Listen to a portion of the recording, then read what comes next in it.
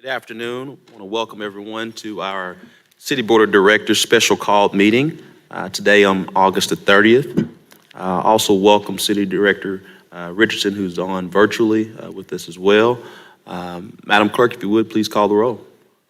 Director Miller? Here. Director Richardson?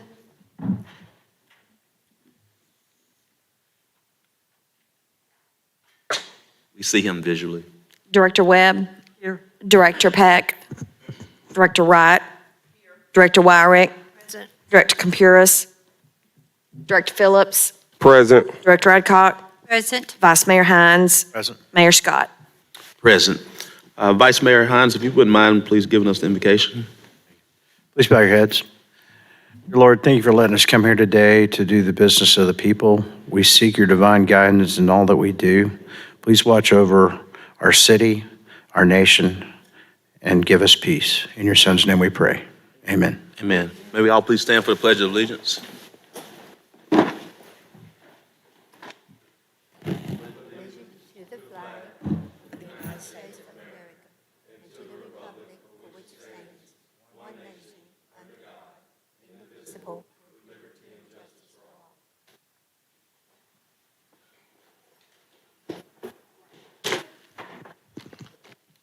Madam Can you hear Clerk. me now? Yeah. Yes, sir.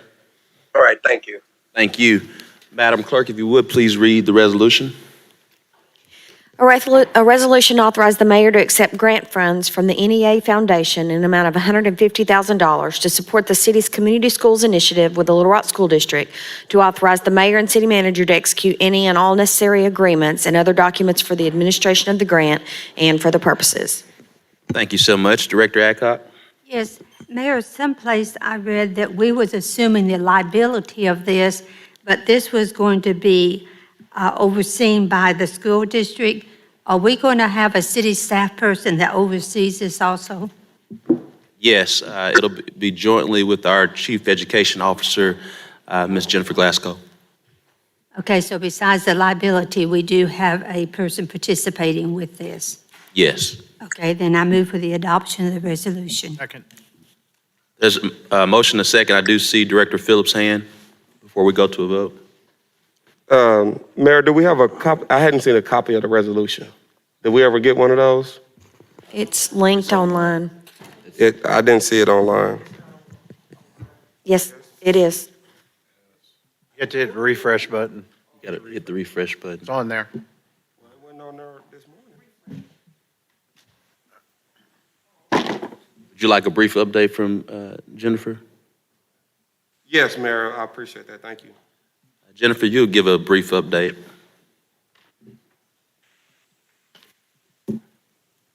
Hi. So, Jennifer, you'll speak up a little louder for us, please. okay. Last year, the NEA Foundation provided a grant through Forward Arkansas to support community schools in the state. That was as a subaward to the Batesville School District and the Little Rock School District. This year, we were encouraged to apply individually to the NEA Foundation, and so that is what this grant is now. The fundable is very flexible in how we are going to spend it. We'll be supporting a social worker at Chico Elementary, as well as the community cafes at each of the 6 community schools. Thank you. Seeing any more questions, Director Phillips? No, I got it pulled up. Thank you, Ms. Glasgow. Thank you, Mayor. Thank you so much, Jennifer. All those in favor, please say aye. Aye. All those opposed, please say nay. Ayes have it. A motion to adjourn. So moved. Second. There's a motion second. All those in favor, please say aye. Aye. All those opposed, please say nay. Ayes have it. Our special call meeting has been adjourned. We'll now call together our Little Rock City Board of Directors agenda meeting to set the agenda for September the 6th, 2022. Members of the board, you'll see that there is a deferral for item 29 to defer it until September 20th, 2022 at the staff's request. We'll now go to the consent agenda. Any questions on, we have a pretty lengthy consent agenda of 1 through 27. Mayor, Yes, Director Wright. I have a question on item 10. Item 10. Your question? Okay. This says that this is a targeted community development initiative project. And my question is, we're not going to wait on the plans for each ward? We're just going to recommend projects? Because if so, I have a homeless project that I need to address. No, ma'am. If you'll remember, Mr. Moore, he can address it. Mayor and members of the board, we have separate pool of money for specific homeless issues. This is allowing us to purchase land on Roosevelt for the development of the homeless micro village that we've been talking about. So out of the funds that we previously allocated to address homelessness, that's where this is coming? Yes. Okay, so I have an issue ongoing on the Colonel Glenn corridor that greatly impacted the closure of that Kroger store. Great. And I have developed a partnership with UALR, Mosaic Church, and University District, and we've come together and hashed through some things, and I would like to present that to you for consideration. Yes, ma'am. Can I do that? Yes, ma'am. Okay, but this is not out of the targeted community development funds that came from the board's general funds? Correct. Okay, thank you, that's my question.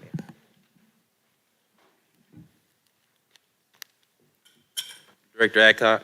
Yes, on item 10 and on item 12, it says information forthcoming. I don't believe we've received that information yet.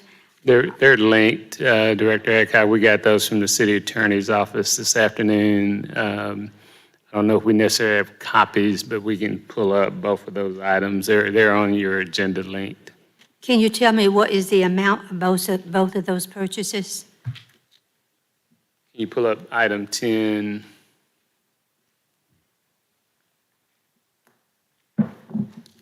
Item 10 is like 490,000.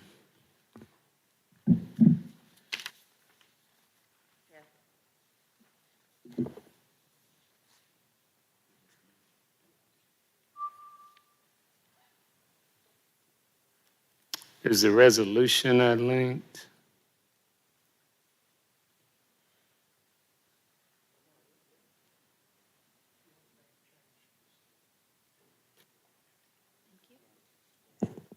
On item 10, only the board communication changed.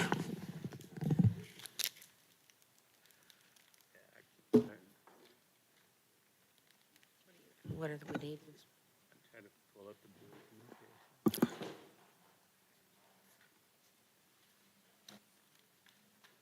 Yeah, item 10 is 460,000. 416,000? 60. And then item 12. Did you say item 12? No, it was item 12 on this agenda. It is the,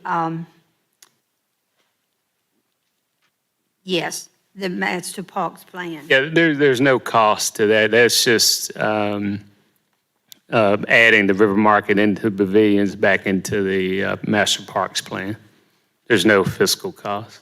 Okay, it's never been in the master park. It was, if you remember, in 2020, the LRCVB approached us about potentially redeveloping the River Market area.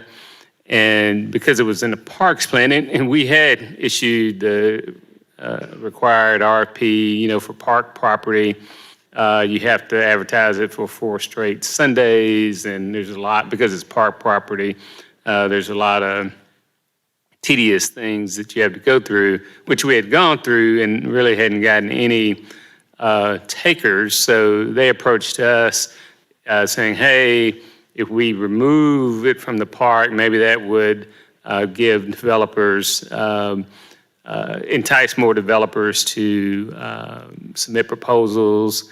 we put it back out and then COVID hit and nothing's happened since then. So this just puts it back in the parks plan. Well, I know that we're looking at money for downtown, and then we've also got money for Parks and Rec. So when we look at the River Market now, we're not considering it downtown, we're going to consider it in Parks and Recreation. Right. Okay, thank you. Thank you, Mayor. Thank you, Director Adcock. Director Phillips? Thank you, Mayor. This is related to number 8.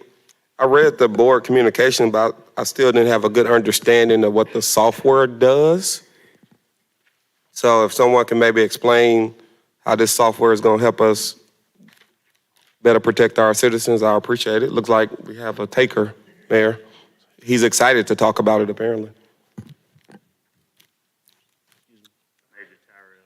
Sorry, Major Tyrell, I apologize. I didn't want to call him to the podium. I understand that's your responsibility.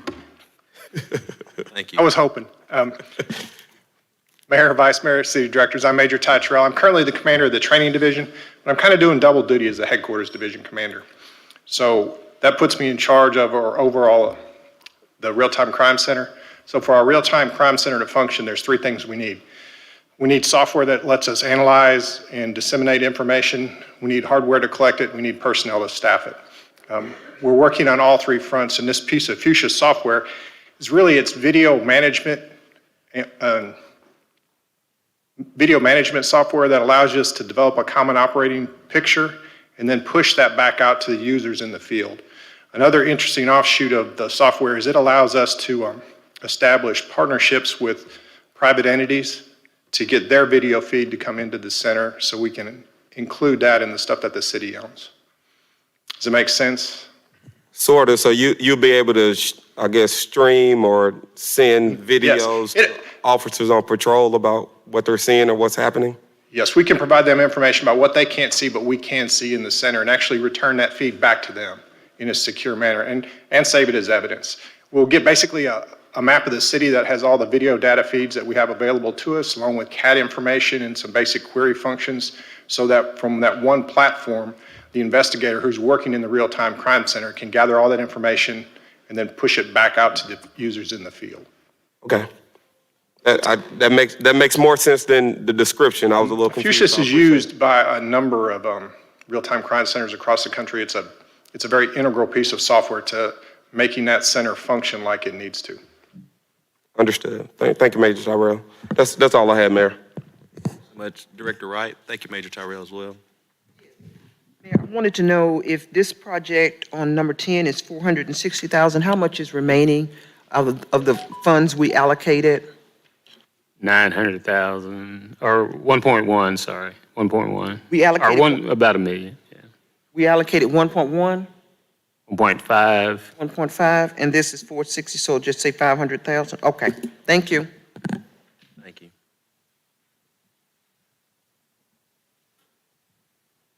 Any more questions on items 1 through 7? I have Director Adcock? item 14 and 15.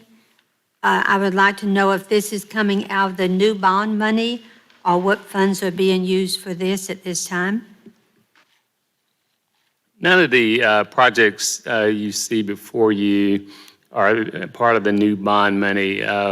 We'll come back to this board late October, early November with those recommendations. So these are no dollars coming out of the new bond money. I don't know if Brian wants to.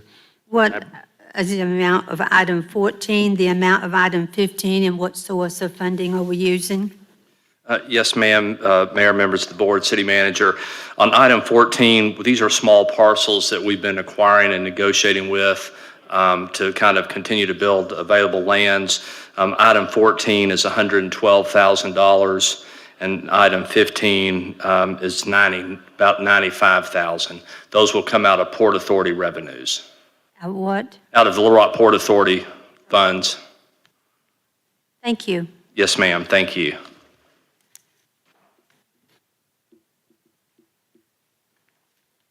Thank you, Mayor. Thank you, Director Adcock. Mayor, I had one more on 1 through 27. I'm sorry. Director Phillips? Number 16, I guess it's from Mr. Day. The building that's on the land currently? Do you plan to keep it? And if so, how so? Yes, sir. Thank you, Mayor, members of the board, city manager. So you have seen item 16 before. This gave us permission to purchase the old Delta Dental call center on Sloan Drive. It's a building that's about 44,000 square feet. And what this resolution does is just clarify a little bit about how we purchase it. Again, these will come from Port Authority revenues.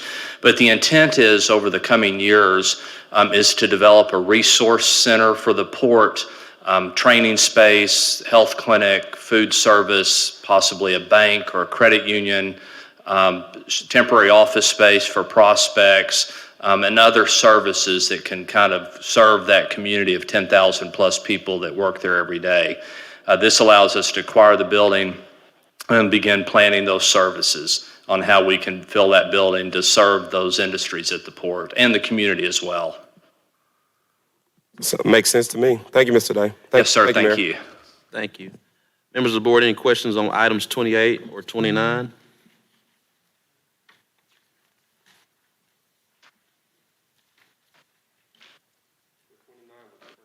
Yeah, 28, I'm sorry.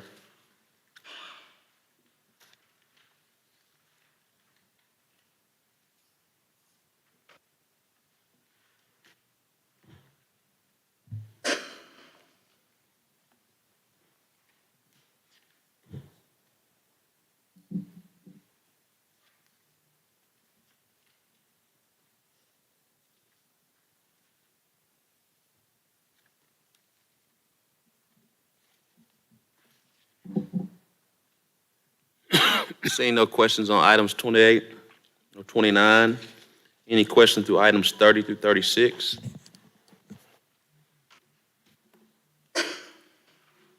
Just a note, Mayor, on item 30, there'll be a presentation next Tuesday regarding a healthcare insurance.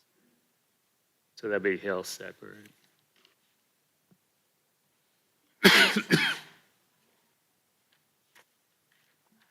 Director Phillips? Thank you, Mayor. And this is related to number 30, and I appreciate the city manager saying that there'll be a full presentation next week. But on the board communication, it does address that this was the most attractive quote. Could you or someone tell us just a little preview why this quote was more attractive than others? I can. Basically, we go out to bid annually, and we obviously give our provider an opportunity to give us a quote, and if we don't deem it acceptable, we will go out to bid, and our consultants, JTS, kind of handles all that. One of the things that was important that we maintain our level of benefits. That's always priority number one.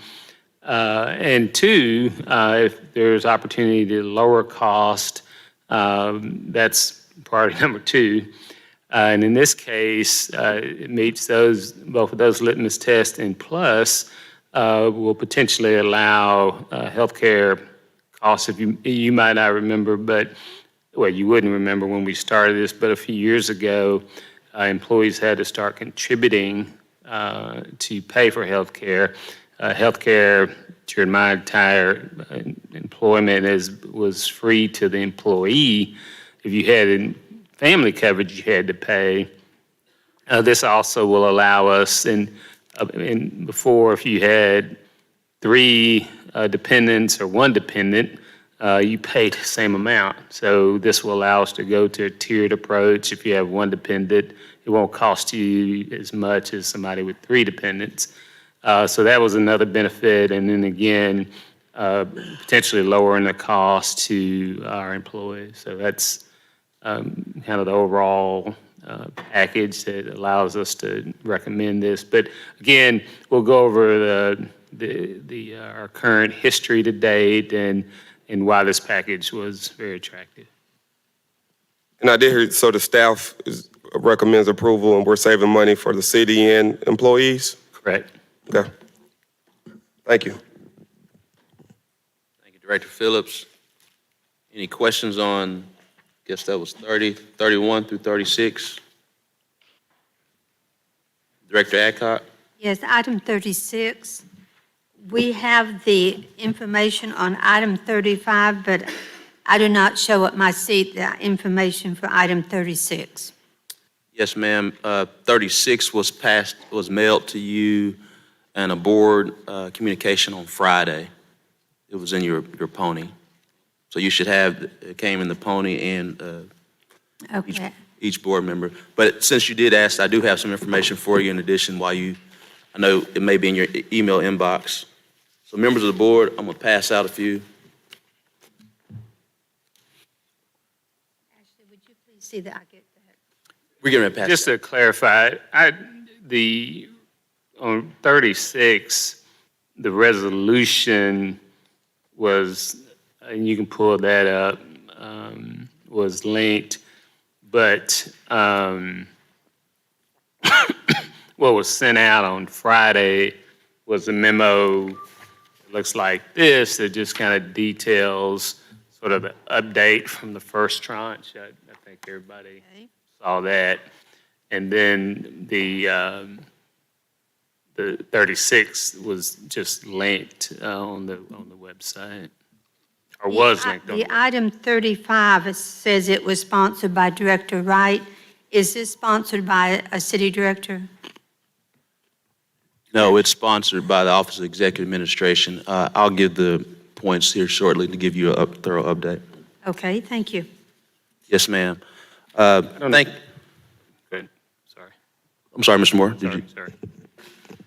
Thank you, everyone. If you all will recall, just want to give a brief history. A month or so before the renewed Little Rock millage, we were knee-deep and heavy talking about the second tranche of the American Rescue Plan Act dollars from the federal government, which we're very grateful for. As you know, we've already obligated and allocated the first tranche of $18 million. Mr. Moore's already referenced in your packets that aspect of it. We're now have accepted those funds, another $18 million. Director of Strategic Operations, Ms. Emily Jordan Cox, gave you a thorough update, believe the last time was sometime in July or so, on where we were. And of course, if you all remember one of the last meetings, Director Wright had a proposal that was very similar, a few changes, but very similar to the Office of Executive Administration proposal. And so one of the things that we discussed at that point in time was, I believe her main concern was true within the West Central ball fields and things of that nature. She had other things as well. So what you have before you today, which I'll walk through that, and you'll be able to see a thorough breakdown of basically what was presented on May 31st, 2022. You'll have the amount in items in 35 sponsored by Director Wright as of August 30th. And then you'll see amounts in item 36 as of August 30th. If you'll look, you'll see very much similarities to them, but we obligate the second tranche, like we did the first go around, to get these dollars that the federal government has given us to help spur economic development and address disparities within the nation's cities. And so, just to walk through, as you'll see, the Public Works Department capital needs, just like in May 31st, we have $2.35 million. Just the same in Director Wright's proposal is $2.35 million. And in item 36 is $2.35 million. Parks and community centers, there were $2 million on May 31st. It changed to $3 million with Director Wright's proposal, with a specific notation of $1 million set aside for baseball fields at West Central Community Center. This has $4 million as it relates to item 36. And so for Director Wright, I want you to know we will put in bold markers and write this in. It's not written in right now, but I want you to know of the $4 million, there's $1 million set aside for baseball fields in West Central Community Center. And so then the other 3 million will be spread across the other community centers. So there is and will be notated, Director Wright, $1 million there. And of course, we see the same amount for the senior center of both 3 million for both proposals.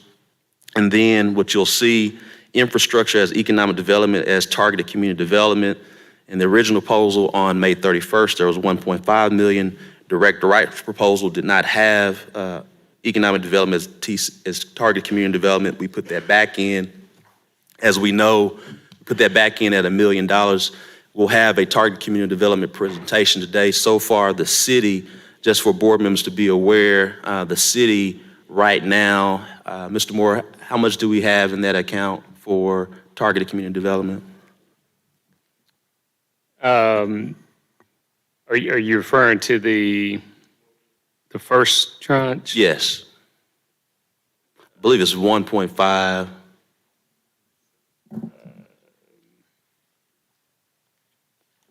I know the board put aside $1 million initially. I believe it's 4.5 altogether. Right, yeah. So board members, you should know that at this point in time, target community development, I believe we said that we would commit to spending up to $5 million. So right now, we've already gotten up to 4.5. What you'll see in this proposal, you'll see us going upwards to 7.5. And then if you double back to the first tranche and you add other dollars that have been spent in targeted community development areas, we're probably at 10.5, $11 million. So that's a big ups to each of you based on what's been happening as it relates to targeted community development. But specifically for the committee, while we're adding some of those dollars for the committee has at its disposal right now $4.5 million. We do add other projects like Swaggerty Branch, things of that nature that have happened to that number, just to let everyone know what we've done globally. But the Targeted Community Development Committee to date has 4.5 million, so you all should be aware of that, and also for the committee members. So getting back, it adds that 1 million back into it so we can continue to have more money for targeted community development. You'll see that both proposals allot $1 million to our real-time crime center. We're very excited, as you've already heard from Major Tyrell. This fusion mechanism is really going to set us apart and really set the scale for the real-time crime center, plus the $200,000 or $218,000 that the city board has already allocated to get us up and running. And then we have another $300,000 that you'll see in a budget amendment, which will bring us to a total of $1.5 million that they need to really take us to the next level with the real-time crime center. Going from that, you'll see that Director Wright's proposal does not include affordable housing and housing assistance. We include that back for $1 million. We all understand the housing assistance issues that people are plagued with here in the city of Little Rock, and this addresses that from that area. Food deserts in Director Wright's proposal, it does not show $1 million for food deserts. We put food deserts back in. As we all know, food deserts is an issue across the city, whether it's in Ward 6, whether it's in Wards 1 or 2, that we have to address it, particularly with the recent things that have happened with the notification of Kroger and Colonel Glenn. So we add $1 million for food deserts. You might ask, I want to give a shout out to Director Kathy Webb, who is basically the state czar on food insecurity right now under Governor Hutchinson, and we've been in constant communication where we will set aside this $1 million to do three things. One, to allow funds for development of a grocery store that we would need to have from a city perspective. Two, recruitment of a grocery store. And then three, if those first two things do not happen, as Director Webb will share with you, this is a journey when you're addressing food insecurity. There's no quick fix. You have to have a comprehensive plan and strategy, but you also have to have funds. And so this $1 million gives us a bucket of money to apply for different grants to address food insecurity. And I definitely leave, if anyone has questions about food insecurity and what the $1 million could be done for, we'll direct that to Director Webb on that end. And do appreciate her advice and counsel throughout this process. Also, going to the next page, you'll see the downtown capital needs and master plan. You'll see 1.5 million in Director Webb's proposal, Director Wright's proposal, and then you'll see another 1.5 million in item 36. Then you have community violence intervention. As we all know, we are continuing to always focus on community violence and community violence reduction. We're happy while we see homicides that are up, we are seeing violent crime go down. I believe now it's a negative 5.1%, and we want to continue to focus on community violence intervention. Since we have done a lot there, I believe with the first tranche, we felt like we need to scale down a little bit as more programs are happening, but also still keep a commitment there. And so that's the reason why you see $500,000 there. Director Peck is not here with us today, but she and Director Wyrick and many others, but I want to highlight those two, were advocates for making sure we have more dollars for the Little Rock Fire Department and improvements within their facilities. And what you'll see is both in item 35 and item 36 is 1.5 million. Director Adcock, also want to give you a shout out. You don't see COVID mitigation and prevention funds in item 35, but we felt with all the great work that you've been doing, a lot of others within COVID mitigation and getting more people signed up and ready, that we needed to keep that commitment because we're seeing things spike back up again. And so you see 250,000 in there, Director Adcock. Now, you have drainage projects as TCD. You don't see anything there in Director Wright's proposal, but you do see another $1 million there in item 36. And the reason why, many board members will remember or recall when we went through the renewed Little Rock Millage town hall meetings with many of the residents, particularly in Ward 6, 7, and I believe Ward 6, 7, and 1. There were a lot of drainage issues that came up. Clearly, we have renewed Little Rock, but we know there's some drainage issues that are just a bit peculiar, interesting, creates more issues. One of the things that we did share with many members in both Ward 6 and 7, that we had a commitment not only to renew Little Rock, but to find additional drainage, because there's some interesting areas where you just really have to pay a cost to get it addressed. It's not something that you can piecemeal. And so that's the reason why you see $1 million there to be responsive to the residents of Ward 6 and 7 and Wards 1. Then also we have addressing public health disparities with medical facilities, about $500,000 there that's not included in Director Wright's proposal, but it is included in item 36. Mr. Moore, could you give a brief kind of concept of what that $500,000 would be? Yes, sir.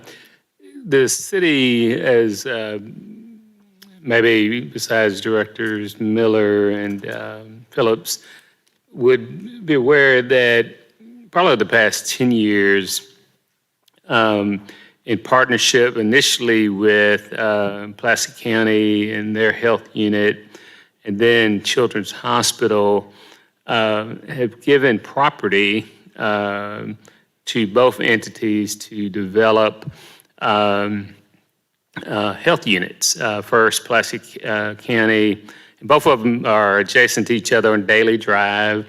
Some would not realize that park property went all the way up to Daily Drive. Obviously, we weren't using it. It was undeveloped, and it made a lot of sense. In addition, we recently partnered with UAMS to develop a child care clinic on Jonesboro Drive.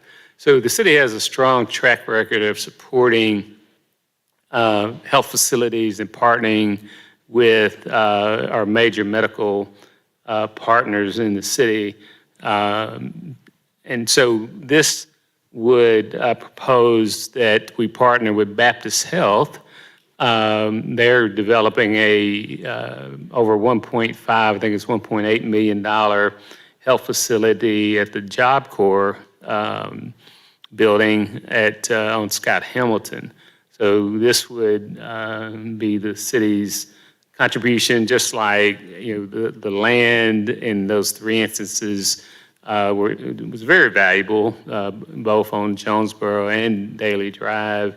And so this, I believe, continues the city's commitment to looking at areas that disproportionately need, that have needs, and supporting those entities. Thank you so much, Mr. Moore. And then finally, as you'll see, Director Wright's proposal does not include small business assistance, as you know, and item 36 does. As you know, during the early days of COVID-19, there were dollars allotted for small business assistance that we routed forgivable loans through businesses that were struck pretty hard as it relates to COVID, and we know that to be a huge success through our Housing and Neighborhood Programs Department led by Director Kevin Howard, and so we've allotted there. And so members of the board, what you have in item 36 versus item 35, one is what we would call as a unified approach. It addresses many of the things that were in the May 31st presentation. We've beefed that up, and all while taking, not necessarily taking, but also because we know Director Wright has used some things from those approaches, and so what we would call this is more a unified approach to present, where we address Director Wright's issues, particularly with West Central, but also we address West Central, but we have opportunity to address Stevens Community Center, East Little Rock Community Center, Southwest, and so, excuse me, in Dunbar as well. And so we get a chance to address all of our community centers that do have additional needs. And so, again, when we talk about Renew Little Rock, one question may be, well, we just passed the Renew Little Rock. As you know, we have 63 parks. We got a lot of needs. We have needs that weren't able to be addressed from the last millage that are still on the playbook to be addressed. And so this gives us more dollars specifically for our community centers, that we address those in a time right now where we have to continue to be more committed to our youth and our young adults. We need to be making more improvements to our community centers as well as our baseball fields at West Central. Again, Director Wright in this proposal will notate the $1 million for West Central there. So that $1 million is a part of this $4 million. We'll make sure that's written in there. We're going to get Mr. Carpenter to write that in. Mr. Carpenter, you will write that in, correct? All right, thank you. And again, I think what we haven't talked about again is the senior center. This gives us opportunity. We know for quite some time we've all been talking about a senior center. We have this $2 million.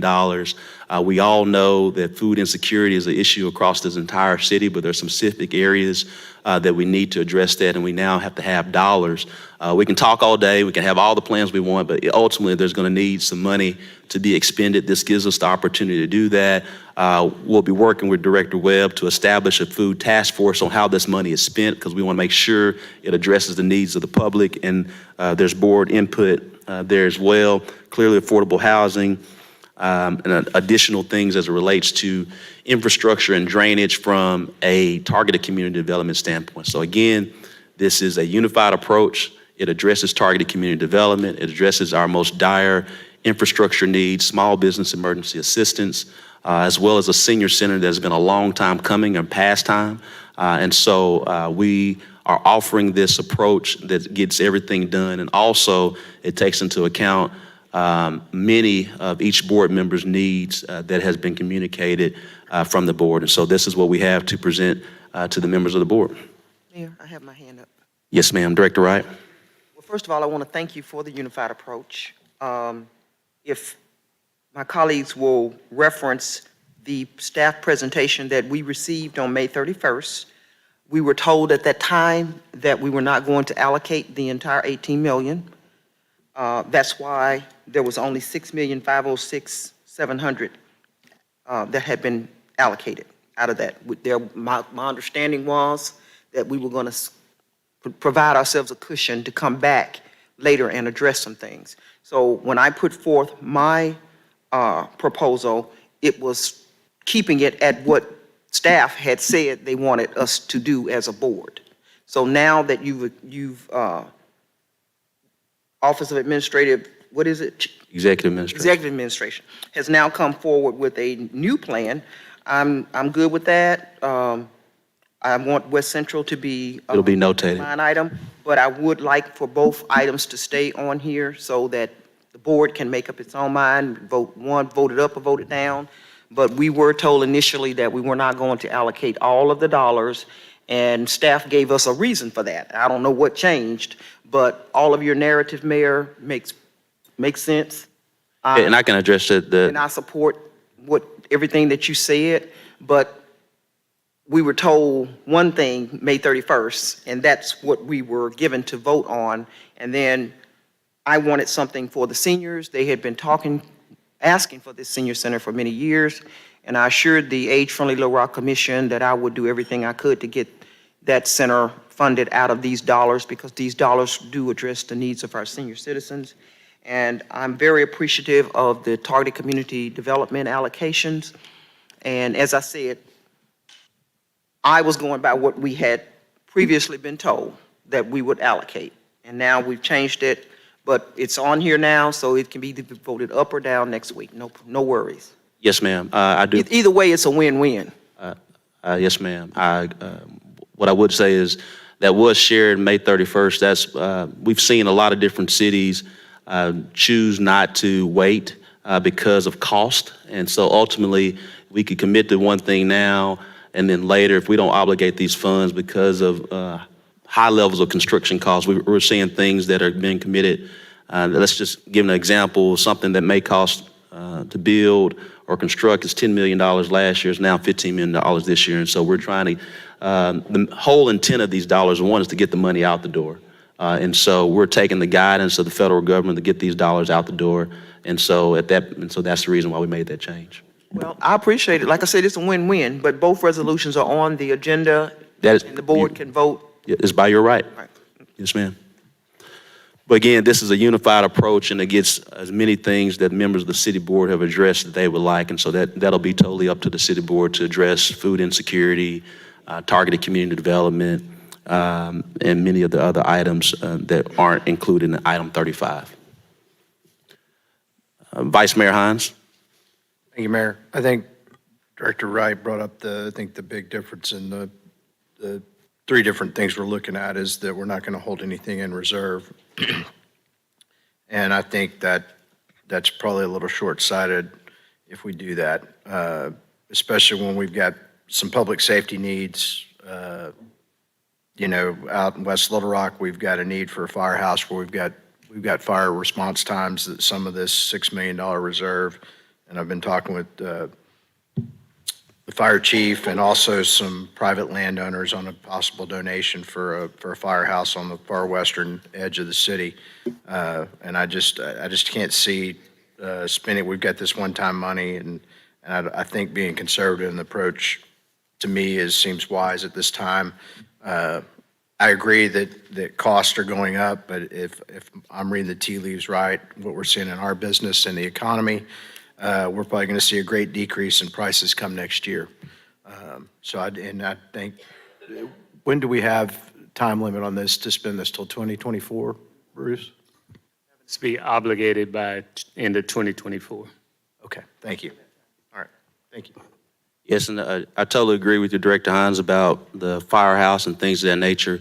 But we have to be very forthcoming that the last firehouse we built was $8 million. And I can assure you, if we build another firehouse, it won't be $8 million. And so, again, we have to look at a number of different issues that we have before our city, and we'll be addressing the fire department and other areas as we move forward.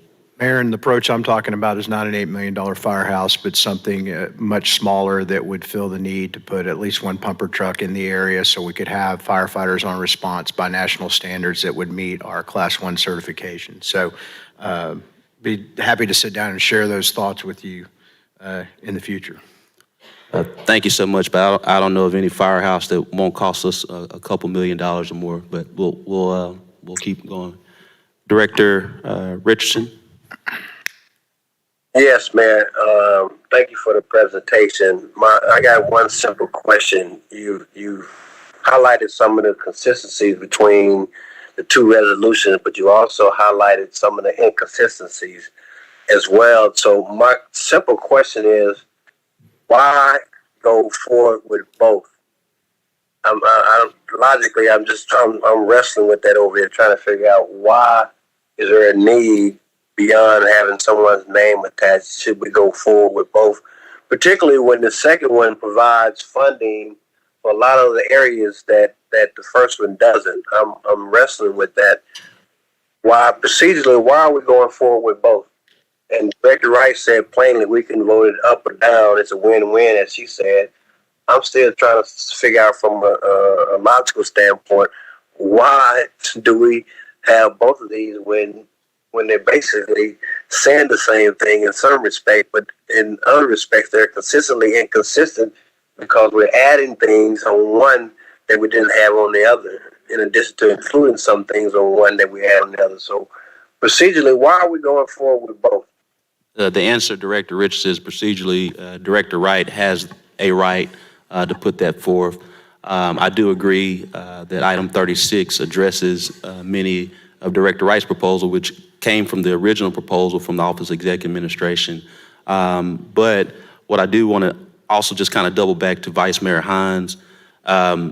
I know what many members of the board have to understand, that there's certain things that don't even qualify for ARPA, and that the firehouse would not qualify for ARPA. I want to make sure that's very clear. It's not that the Office of Executive Administration doesn't want to fund a firehouse. It doesn't qualify from an ARPA standpoint. That would have to come from general fund.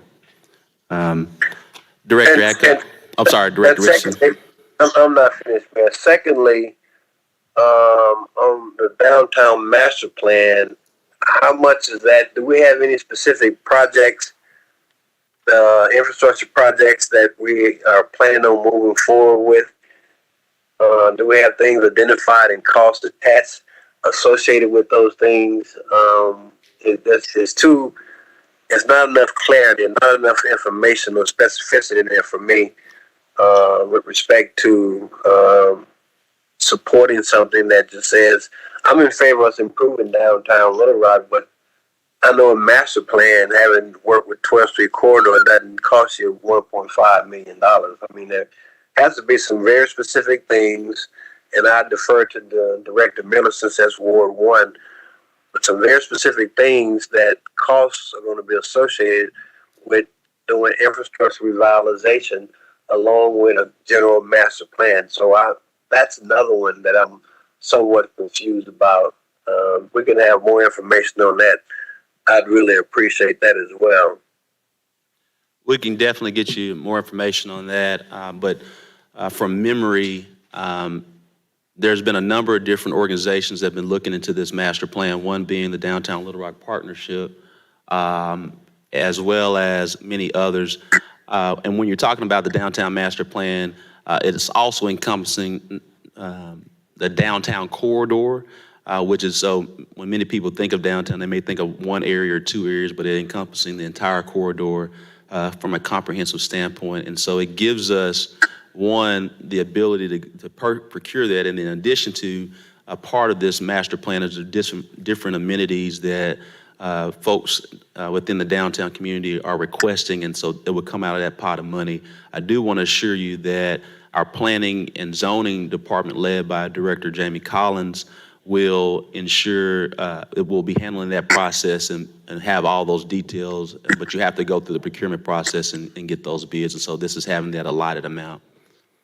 So more simply put, we do have specific items in mind, specific streetscape, street work, side work, curb and drainage. We have specific items in mind when we move forward with this. We do have some specific projects that we have identified and have talked staff of those. Is that correct? Was that just an assumption on my part? That's correct.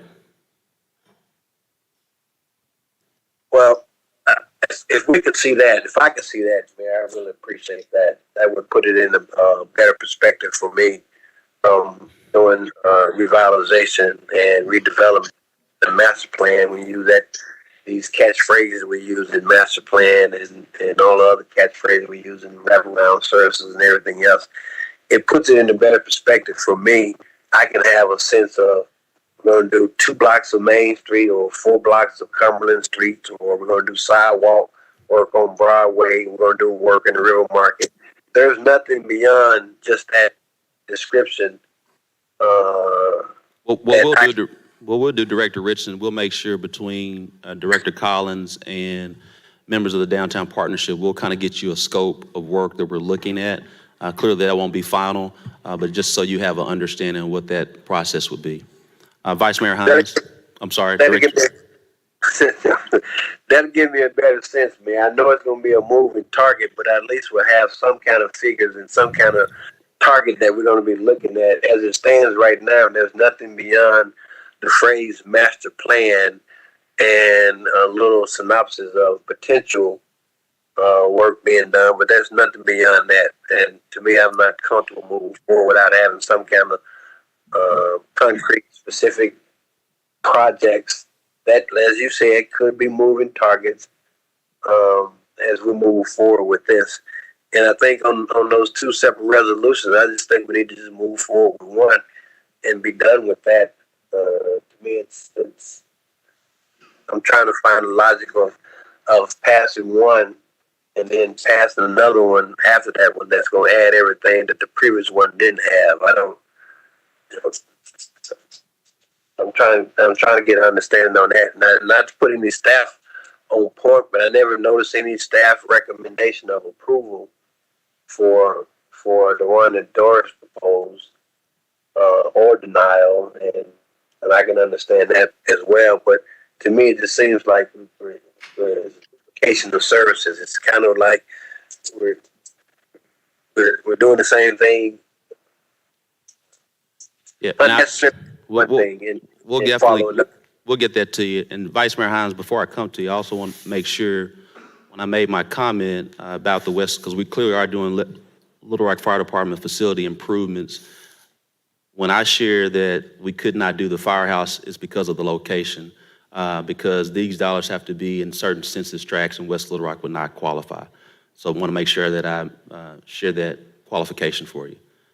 Mayor, that's not my understanding of ARPA. And the ARPA funds, if they are determined that it's revenue replacement, we can use those funds any way we deem necessary as a city. And at our last meeting in May, the finance director and city manager verified that we could very well claim the whole $36 million as revenue replacement and use the monies however I don't think it's the wisest decision, but to tell me that West Little Rock's excluded from where ARPA funds are spent is just, I don't agree with you, and it's not correct. Well, thank you for that, but that's not what was shared like we did the first time. And then this time, as you shared, it's not wise to do revenue replacement in that amount. And so that's the reason why we had that before you. So it would not qualify because we haven't made that decision. Now, if the board decides to want to make that decision, you're correct. That's happened, but that's not what's been proposed. And so it would not qualify in this current proposal. Director Adcock? Yes, I have a couple comments. First of all, on the Coburn, we put $750,000 in that to begin with. And then we reduced it down to $300,000, and we still have money left in that, so I do not see a need for this $250,000. Also, whenever the city manager is talking about the public health. And I'm sorry, Director Adcock, I didn't hear that last minute. You said you don't see $250,000? I just want to make sure I heard you. I think that we have plenty of money left in that account now. But when the city manager is talking about the public health and everything, then he mentioned Baptist Hospital. St. Vincent's also has a committee that has been working for several months now of having a location in Southwest Little Rock. So I would not want to tie this down to a specific hospital or group until we hear everyone's proposals for new facilities in Southwest Little Rock. Director, I got Also, Mayor, go ahead, Bruce.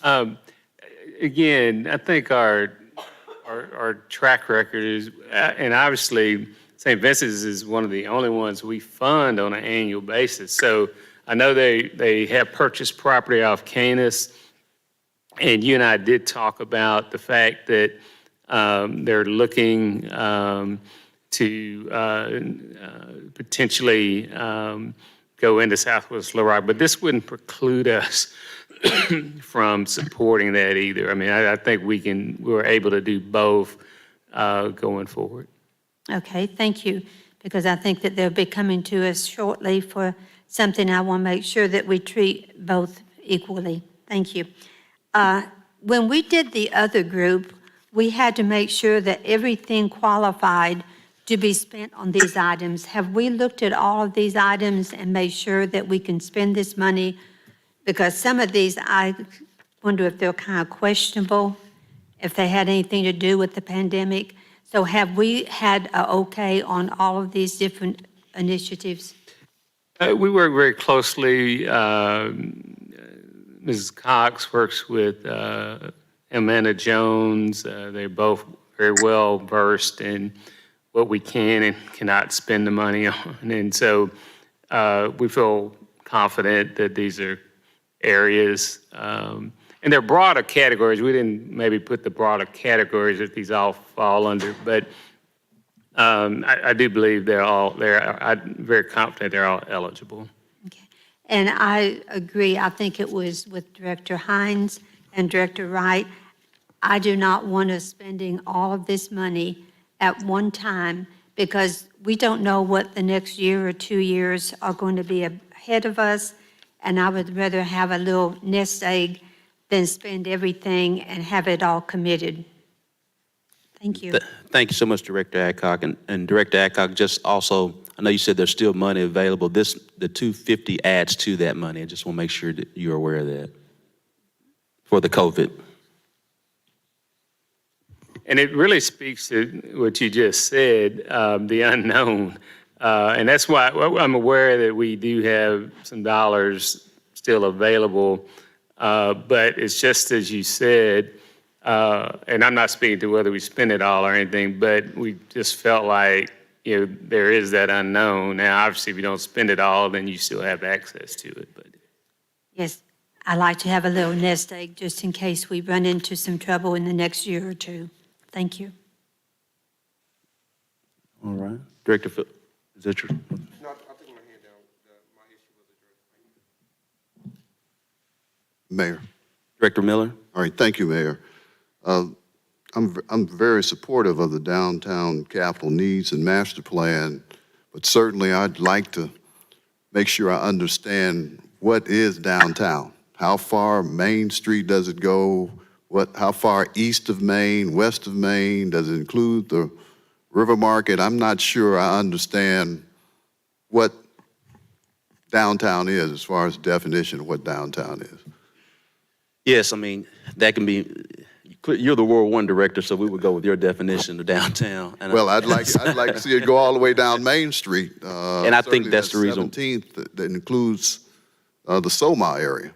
And that's included, yeah. So that's been some of the communications with the downtown partnership, and I know Director Compuris is not here, but that's been a part of the process that is not solely River Market, that is not solely Capitol Avenue, that is not solely North Main, but it's also Soma area.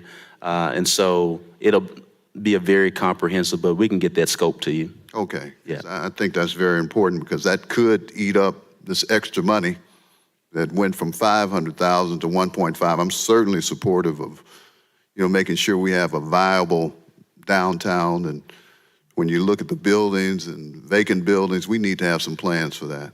But downtown, I'd like to see go all the way down Main Street, all the way down to 17th and include that Soma area. And I don't know if it does or not, so All right. I'd like to see that. Thank you. Thank you. Director Wright? I was going to say something regarding the downtown. I was driving through there the other day, Director Miller, and I recall thinking how shabby everything is beginning to look. We really do need to spruce it up, and because that's the premier destination when visitors come to our city.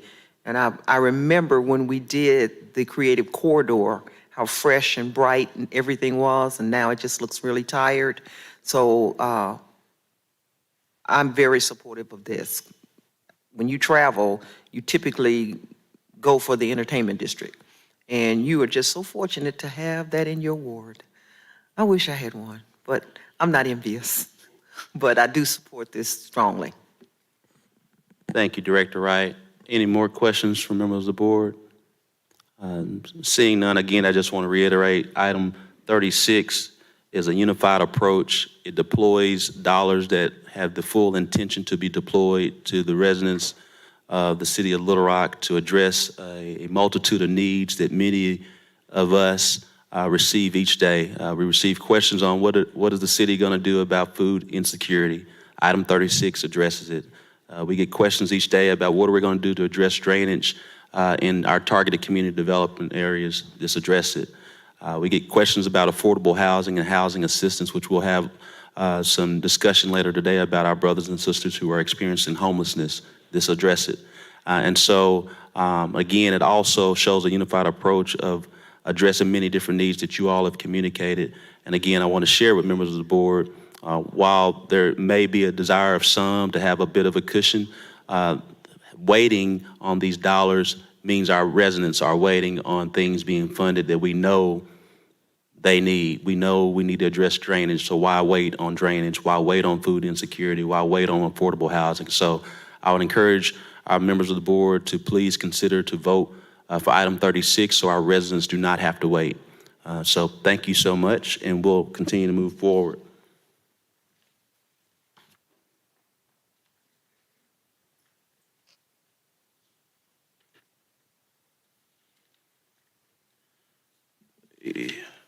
Well, now on any questions on item 37? Director Webb? Mr. Mayor, when we're finished with 37, I have a question before we go to the presentations. You have a question on 37? No, but before we go to presentations, I have a question. Yes, ma'am. The issue earlier about the river market made me remember a question I had last month. The Parks Commission approved adding Rose Creek as a park, a city park, and I wondered when we were going to have a resolution brought to the board on that issue. We can get that as soon as possible, clearly based on the city attorney's schedule. I don't see the reason why we would wait on that. Thank you. Mayor, Director Wright? before we go to the presentations, I have a question for Mr. Moore. I need to give the board an update. Last time we had our board meeting, we voted to settle a lawsuit regarding the Dover Drive development. And I wanted to give you all an update on the alternative entrance that the community over there, the neighborhood residents want for Dover Drive. I made contact with involved communities who are the owners and managers of the cottages, and they expressed an interest in allowing that driveway that runs right beside the Peaks development to be turned into a city street. What they said they wanted to see was a design.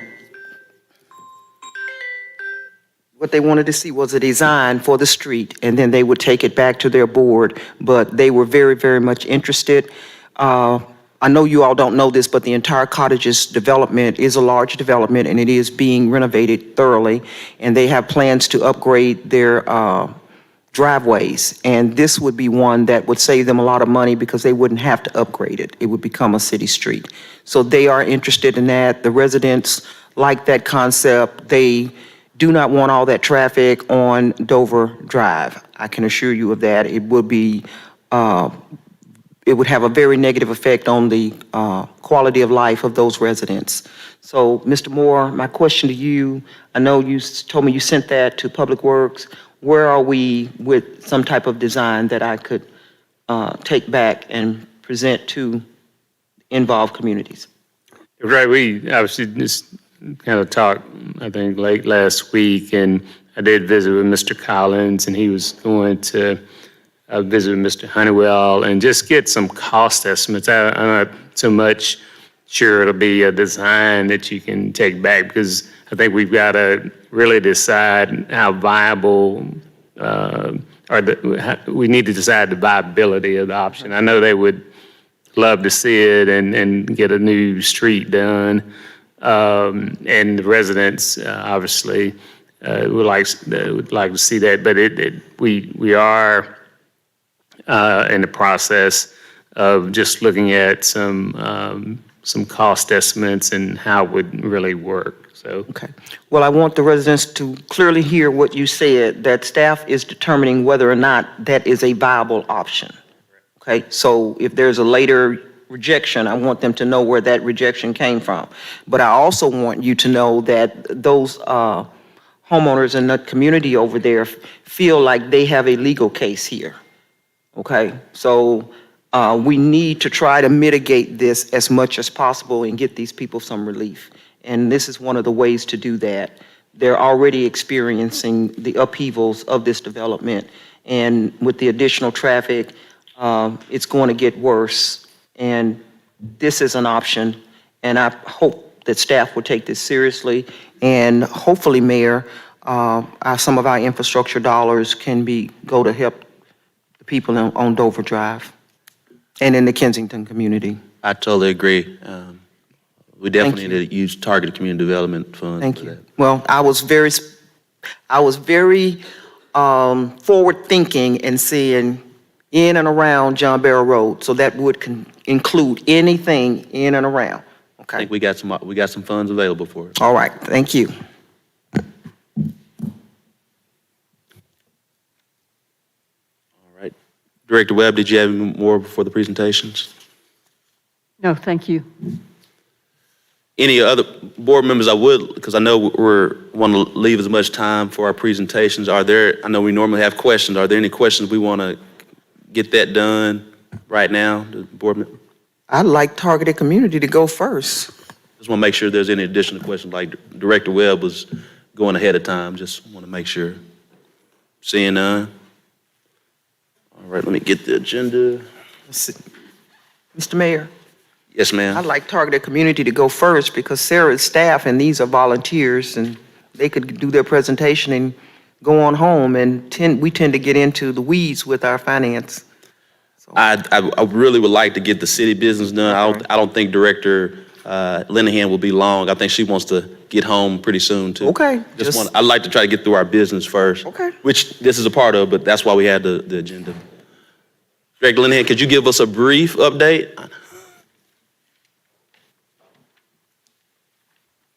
Good evening, Mayor, members of the board. Here it is. Okay, so we're beginning, this is the first quarter financial report. I'm pressing the button and nothing's happening. Go down instead of up? Okay, all right. So on the first page, you will see through the end of the first quarter, 1/4 of our annual budget would be 25%. We had collected revenues that amounted to 27.65%, which compares to 28.9% the same period a year ago. On the next slide, we put that into dollars. So 1/4 of the annual revenue budget would be $55,016,601. Compared to actual collections of $60,842,680, and compared to $59,325,325. And so that $55 million budget number represents just 25% of the $220 million annual budget. Our revenues through the end of the first quarter are $1.5 million above the same period a year ago. On the next slide, we look at it by category. So as you look at our general property taxes, you'll note that it appears they're $3.1 million above budget. That's due to the timing of receipt. We normally receive 40% of our annual property tax revenues in the first quarter, and then we get approximately 50% in the fourth quarter, and everything else is spread out throughout the year. So here, and we'll also see it on the next slide, the original charge that we received from the county was 2.8% higher than the same period a year ago.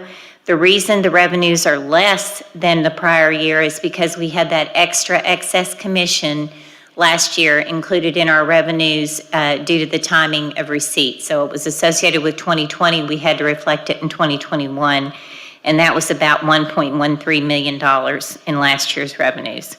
I'm going to skip sales tax right now because we're going to talk about it in detail in just a minute. With licenses and permits here, these revenues are collected. The business license portion is due at the first of the year, so these are typically collected very early in the year.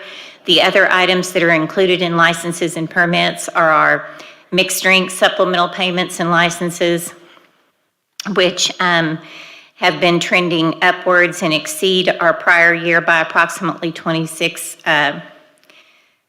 well, they exceed the same period a year ago by 59.6%. We've collected 26% of our annual budget, and that's just due to the reopening of bars and restaurants, and that was anticipated in the budget. And then our planning permits are exceeding the prior year by approximately 8.6%. Intergovernmental revenues, those are the state pension term back funds that we receive in July, so you see nothing year to date. Our fines and fees are below budget. Part of that is because fines that are collected in the first 2 months of the year that were assessed prior to the end of the previous year have to be pulled back as revenue into the previous year during audit purposes. That represents about $123,000. The comparable adjustment last year was not reflected as a reversal in the revenues until a little bit later in the year, but that was $96,000. Investment income is quite a bit more than budget. This is due to the reversal of the fair market value adjustment that we have to make at year end. It's kind of complicated, but we have to adjust revenues based on their market value at the end of the year, our investments to their market value. But the city holds them until they mature, so those unrealized gains and losses are reversed at the beginning of the current year, which last year it was a loss due to the change in interest rates. The bonds and things that were held were lower in value. When they mature, we will receive the par. For those bonds, there will be no unrealized gains or losses. The actual realized investment income representing the interest income in the accounts actually exceeds the prior period, same period a year ago, by about $52.8 million. But I would not count on that. $405,000 is the portion of the revenue that was related to the reversal of the fair market value adjustment, and I would expect for that to be probably a negative adjustment at the end of this year as well, due to the current market factors. On the next page, this is the, excuse me, I went too far. Okay, this is just comparing those same revenues we just talked about to the same period a year ago. I already addressed the decline in the general property tax revenue. That was primarily due to the $1.13 million worth of excess commissions that were included last year. But also our first quarter collections were down a little bit in comparison to the same period a year ago. And I think part of that is last year people received stimulus money too, and I think there were some delinquencies that were caught up that were included in prior year numbers after COVID. So you'll see our other revenues are pretty comparable as we move down the line, and charges for services does exceed the same period a year ago. That includes our zoo, fitness parks, river market, and reimbursements from the Little Rock School District for their share of school resource officers in the airport for police and fire services. A lot of these increases, all of our park-related activity revenues, including the zoo, did increase, and that's primarily due to the lifting of COVID restrictions in comparison to the first quarter of last year. Our franchise fees increase is primarily attributed to increased higher natural gas billings. In 2021, the Public Service Commission approved recovery of extraordinary gas cost that was experienced due to the February 2021 winter storms. The additional surcharge increased the rates that are being billed. And during the 2022 budget process, we received a forecast from the utility that said customers could expect as much as a 30% increase from prior year in their gas bills. On the next slide, this is the rolling 24-month schedule of our property tax growth. The red line represents the city's 1.125% tax. The green line represents the county's, our share of the county's 1% tax, and then you've got the blended growth in the blue line. So I've circled the first quarter. It is collected in March 22, which is the date shown for January. It's collected 2 months after the revenues are earned. So that first quarter is represented in that circle. So between March and May, the revenues for January through March increased 5.03%, 11.51%, and 4.06% respectively combined. The blended growth rate was 6.59% over the same period a year ago. And so we'll talk about things by NAICS category in a few moments and about some trends that we're seeing. So the next slide just blends those individual components into one, and you see the last 12 months. So you can see that last year, and we're beginning with, at the very first of the slide, the far left of the slide, June 21 represents April 2021's actual revenues. So that was when things started to begin to return. Things were being reopened, and we saw tremendous sales tax growth over those early months. It also coincides with the rounds of stimulus that were distributed to residents individually.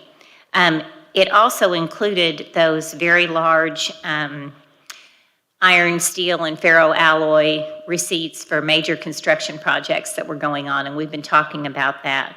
Since that has now trailed off, and you'll see it in the NAICS category, we're getting back down to what might be more of a normal growth rate. Of course, we've got the internet sales tax collections in here now. We did at this time last year as well. So this slide shows by month. We had adjusted, and so the top half is the last 9 months of the prior year. But if you look at the variance from budget, we had adjusted our budget to actual revenues through October during our budget amendment. Fourth quarter revenues came in after the budget amendment, and we did not anticipate that they would be as high as they were. And in fact, the state had forecast a 6% decline in sales tax revenues through June of 2022 at that time. Obviously, that has changed. The dollars that you see in January and February in the variance column, that was just the portion that month of that iron and steel and ferroalloy that we thought might be recaptured with rebates. So we did not adjust our budget for those revenues thinking it might be taken back. It was not. We still have, I think, another month before we know that none of that will be recalled. So that did contribute to our net income at the end of 2021. Oh, I want to point out one other thing. So when you look at the budget column down in the lower part, that's our first quarter revenues. Again, we've grown 6.5% compared to the prior year. Our budget was a decline of 4.27%. And the reason for that was pulling out the iron, steel, and ferroalloy piece of that. We did not forecast that to move forward. And then we also forecasted a 1% decline in revenue based on what we were hearing from the state. So the combination of that, we didn't forecast a 5% decrease. We forecast a 1% decrease. The remainder of that was that extra iron, steel, ferroalloy that we did not anticipate to continue. So we pulled that out of our forecast. So we did beat our revenue projections, and we'll talk in a minute. I'll show you the categories. So these are the top 10 dollar generators of our 1.125% tax. So the other general merchandise stores is the top. Then you have grocery stores. You know, there's no, or the state does not charge sales tax. I think they're way down to a very minimal amount. But all of the municipalities have sales tax on groceries. And that generates, that's our second leading sales tax generator. As you look at these categories, these represent 45%, the top 10 represent 45% of the city's local tax revenue. They grew 9.4% collectively over the same period a year ago. In total, though, our sales tax grew that 6.05% when you include all the other categories. So when we look at the next category, These are the top 10 categories that had the largest dollar amount of increase in comparison to the same period a year ago. So here, the top one, the general merchandise stores, including warehouse clubs and supercenters, that shows only 2,000 from 2.8 or 2,800 from the same period a year ago. I think this is a category that they don't report them in separate categories until you have 3 major businesses so that you cannot identify any single business. So I think this was pulled out of the regular general merchandise stores and now it's a separate category. But you'll see other things such as food services and drinking places. Director Linehan, is that related to the Costco store? I think Costco, Sam's, yes, big stores like that is what would be represented there. So when you look at food services and drinking places, traveler accommodation, automotive equipment rental, full-service restaurants, those are all industries that were impacted by COVID in the prior year's first quarter. So that's really a recovery of those businesses as people began to behave more normally. General merchandise stores, we talked about that. That's a separation. Then natural gas distribution, you'll see that in the list, and that's due to that increase in natural gas prices. So those top 10 dollar amounts grew by 48%, just those top 10. Now we're going to look at the top 10 losers. So on this slide, you'll see that our iron, steel, and ferroalloy manufacturing, and again, this is just the 1.125, and this is just the city's local tax. It does not include the county's, our share of the county's 1% tax. But in the first quarter, we received $654,000 in that category last year. We've received nothing in that category this year. As you move down the line, you'll see other general merchandise was one of those that declined, and I think that's one that where you saw the increase due to the warehouse stores on the previous slide.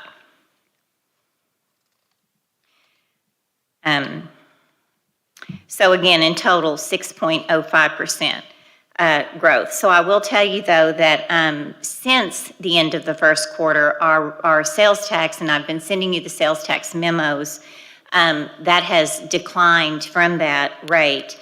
We had 1 month where we actually had a little less than the same period a year ago, and I think we've had a month that was 1% compared to the same period a year ago. So we are seeing that to start to decline. And I think part of that too, it's maintaining with inflation probably due to the higher prices, but people are concerned and are not spending as much on other types of, flexible type things or discretionary things. So we are seeing some decreases in other types of spending. So now we're going to look at our franchise fees. You'll see electric franchise fees. The forecast that we received from Energy last year for the budget was an annual amount of $14.9 million, which was an increase of 8.5% compared to the prior year for the entire year. Usage has actually declined 0.77%. Our revenues have increased only 1.4% through March. But when you look at the timing, and our electric fees are typically the highest in the summer months, we were only about 46% below budget based on the monthly projections that Energy gave us. The gas franchise fees, you see the 10.67% decline in usage, but a 42% increase in cost. And that's primarily due to that adjustment in the natural gas cost and the extra cost recovery rider associated with the storm last year. So when we look at this compared to last year, it's 648,467 above the same period a year ago. We had forecasted, I think, approximately 600,000 increase for the year. So we will be including an adjustment to this in our budget amendment as well. Now we'll move on to our expenditures. So again, if we have 25% of our annual budget, we had expended 22.9% through the first quarter compared to 22.68% in the same period a year ago, so pretty consistent. Our expenditures were approximately 4.36 million below budget and about 2.7 million above the same period a year ago. We had expended 48,489,000 compared to a budget, 1/4 of our annual budget, 52,849,000, and compared to 45,785,000 the same period a year ago. When you look at it by category, our general fund operating expenditures in total were 4,360,108, or 8.25% below 1/4 of the annual budget by the end of the first quarter. There were 3 departments, including executive administration, information technology, and the river market, that expenditures were below budget by both 5% of the annual budget and $50,000. In addition, our debt service was below budget, and that's just due to the timing of the annual payments. Those happen in August and October. So the favorable variance in executive administration is primarily due to the timing of budgeted expenditures. We budget the entire vacation sick payout allocation in that category. And then as people retire or leave the city, those dollars are allocated to the department they're going to be paid out of when they leave. So there's a reclassification to their budget line at that time. That's generating about $353,000 of the favorable number. About $1 million of the favorable number is due to the timing of our pension contributions that are made annually, our other post-employment contributions that are made annually, and other benefit plan things. A lot of those are actuarially determined. And then there's a temporary favorable variance in our outside agency contributions of $41,000. Everything else amounted to about $136,000 favorable variance. In information technology, that included approximately $98,810 in personnel cost that was attributed to 5 vacant positions, so that's part of the reason that they were below budget, $343,000. The remaining $244,000 of their variance is primarily attributed to the timing of network software and hardware maintenance expenditures that come later in the year. On the next slide, you'll see the river market. They were $87,399 below budget in the first quarter. There was a favorable personnel cost variance of $37,100, and then there was $50,000 in other expenditures, including utilities, public relations, security, and other contracts. We did find out that they had budgeted sales tax as an expense in other contracts. Sales tax they collect on parking garage revenues. And, well, excuse me, that's in the parking garage fund, not here. Never mind. This was the personnel cost. The other was the contracts. I'm sorry. Principal on the debt line, that $845,000, we know our annual budget for principal and for fiscal charges, interest will be exactly on budget, but the timing of these, the anniversaries of the debt issuance is when those payments are due, and we've got 2 of them due in August and 1 in October. So there's none through the first half of the year. And then our vacancy savings, we allocated or budgeted that we would need to offset our salaries by approximately $6.7 million worth of vacancy savings. That was a net figure that was budgeted for personnel. As positions are vacant, those savings are allocated to the individual departments. So through the end of the first quarter, we had allocated $3.2 million of that. The remaining unallocated vacancy savings requirement is $3.5 million. So we are running ahead. We have more vacancies than what we had anticipated. Director Linehan? Yes, sir. I'm looking at this right. The police line has $1 million that's favorable. What is that? Is that personnel? That primarily is it's a couple of things. First of all, it does fall below that 5% threshold just due to the amount of their budget. It's not a significant percentage variance, but the $1 million is primarily due to the timing. They have a closed pension plan that's one of their accounting units, and we contribute 100% of the dedicated revenues that come in to that plan, and the timing of it matches the timing of the property tax revenues and some of that, and so there's a large favorable variance associated with that, and then there are some vacancy savings there as well, additional over the amount that had been allocated. And then there's also timing of some contracts and things like that. I can give you more detail. I don't have it in my notes right here since it didn't meet that threshold. Oh, let me go back. Okay. So only 2 slides left. This one is our unfilled but authorized positions. So again, the annual budget was $6,691,700,000. We had achieved $3,236,108 through the end of the first quarter. There were 209 budgeted positions that were unfilled in the general fund as of the last pay period in March. In addition to that, there were 90 unfilled positions in the street fund, the enterprise funds, for a grand total of 299 vacant but authorized positions at the end of the first quarter.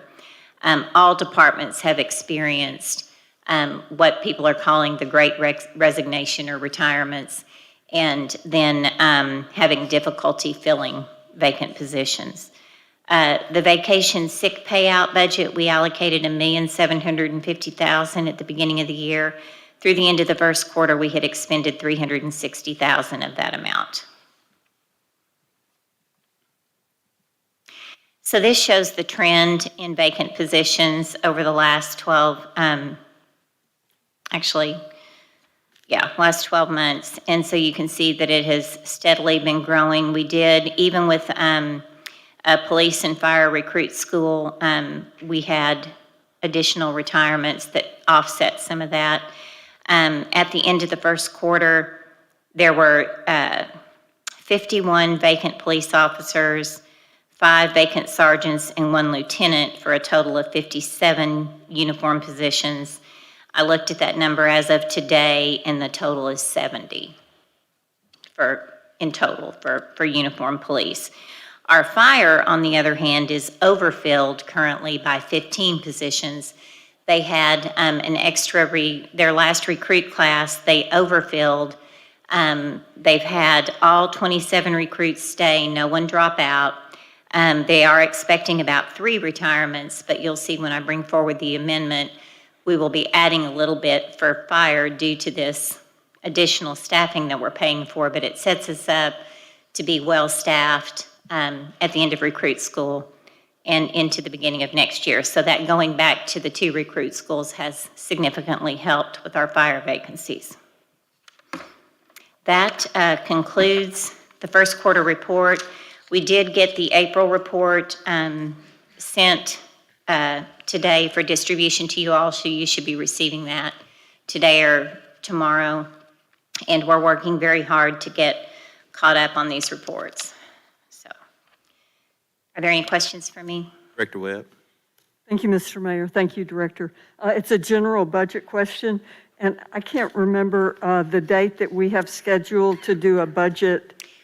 September 30th is when we're going to be having our 2023, you're going to have budget discussions, the board, an all-day discussion with department directors to talk about things, that they want to include in next year's budget, things you want to have happen, for them to give you an update on their goals and things for the current year, to talk about staffing levels and all those things. So that will be on September 30th.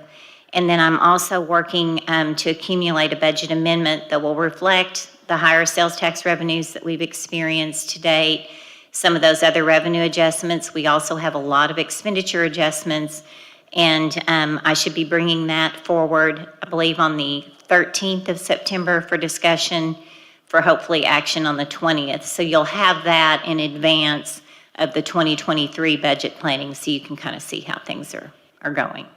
Thank you. And if I could follow up on that, I have made this request before. This is not a new request with the current mayor, but this was when Mayor Stodla was also here. I don't think one day is enough. That may not be a popular sentiment, but I had always requested more than one day.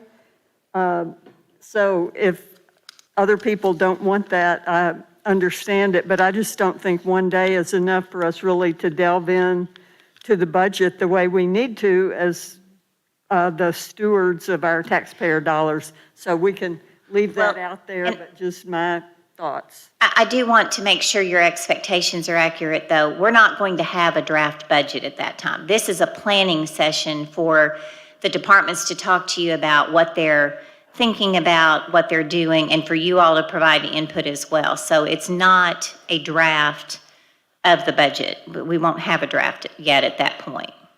Then could we then consider having another day? And we don't have to decide that today, but I would hope that we would have another day after we get the draft to discuss it. We don't have to do 3 months like the state does, but there's a pretty big discrepancy between 1 day and 3 months that we have allocated in the past. Okay. That's it. Thank you. Thank you. Director Wyrick? Thank you, Mayor. Sarah made a comment about the fire department overfilling by some positions, and that they would, it was good because they would be fully staffed to carry on. And you and I had a conversation back before you actually took office about how to fill the police vacancies. And I think you were struggling with the number to go into recruit school. And I had suggested at that time that I thought it was a good idea to overfill, because we're continually having people that are resigning, retiring, different reasons, leaving the police department. So her point just brought that back to me, because if we can overfill in the police department like we did the fire department, then we might be staffed better. The difference, though, is the availability of recruits. So we're not having as many applicants to begin with in order to be able to overfill. I get that. Here's my question. That was just the forefront of my question. So this is through March 22nd, and it shows that we have 57 uniformed police positions that are vacant. This is August. Do we know what that number looks like today? Yes, ma'am, it was 70. I mentioned that just a minute ago. The total's now 70. 70? Mm-hmm. Okay. And I understand what Sarah's Now, saying. that's in total. That's the officers, the sergeants, the lieutenants, the chief, all uniformed police. Yeah. Okay, so it's 70 now. So since March 22nd, we've lost, whatever the difference is between 57 and 70. So I do think it's a good idea if we can overfill these positions as we're going through. And I know we're having trouble getting those people to apply and be able to go through the training session.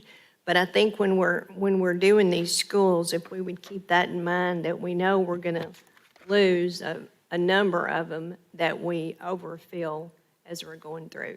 Yes. And I do not disagree with you. I think what Director Linehan is sharing with you, there's no issue or lack of a decision to overfill. Unfortunately, this is not Chief Bewley will share with you, this is something statewide, nationwide, there aren't available. I hear the news, and I know the fact that we don't have the applicants that are coming in. I'm just saying, when we look at filling these positions, I hope that we think about that if we've got more than what we need in the school, that we can go ahead and get those people in there. It's just a thought that I felt like I needed to express. And I'm just expressing that if we had the recruits, we could overfill. But that's the reason why we've decided to increase the sign-on bonus. We're the only department in the state that's offering $10,000 sign-on bonuses. We've consistently, as a department, had recruit classes. There are cities in the state who haven't been able to have consistent recruit classes, so we're grateful for the work of Major Tyrell and Chief Bewley and others who've kept us having a consistent class, at least and since my tenure, that we've not had a class vacant. And I appreciate them too. And I see the advertisements and the promotions for it, and I've been thinking about jumping in there myself. But I just felt like since she made the comment about overfilling in the fire department, I needed to make that statement myself. Yes, ma'am. I appreciate everything we're doing to try to fill the positions, but I hope that's not a decision maker for us. Oh, we've got too many. We can. And I also just want to, credit, what's going with the city board with the ability to offer now the 10,000. There are things that we've been having that we'll share at a later date. We're still running through the numbers that we think will continue to help with recruitment. It will help with retention. Director Linehan, Mr. Moore, and myself, we plan to, as we finish crunching the numbers, plan to make some announcements here pretty soon.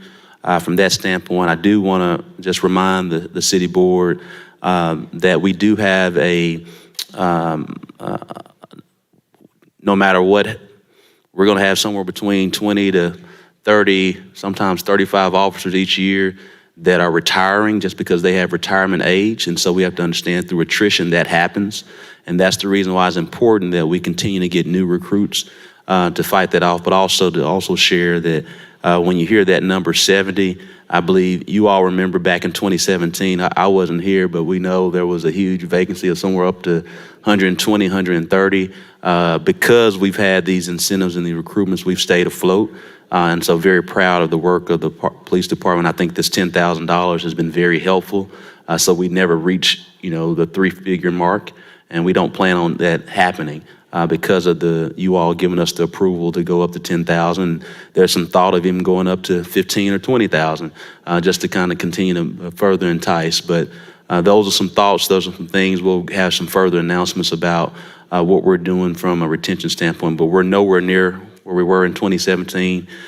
We definitely continue to have more work to do there.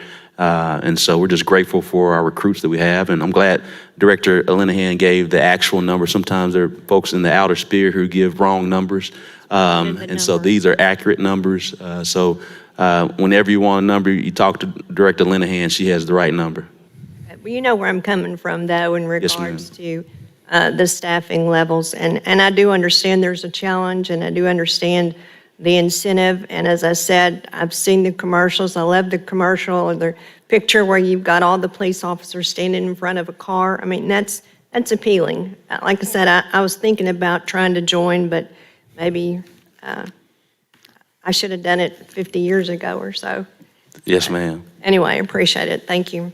Director Linehan, thank you so much for this first quarter report. It definitely demonstrates the stewardship of our city and that we continue to be a well-oiled machine. We're grateful for the positivity that we see in our finances. So thank you and your team. I know you and your team have been experiencing a lot of additional duties.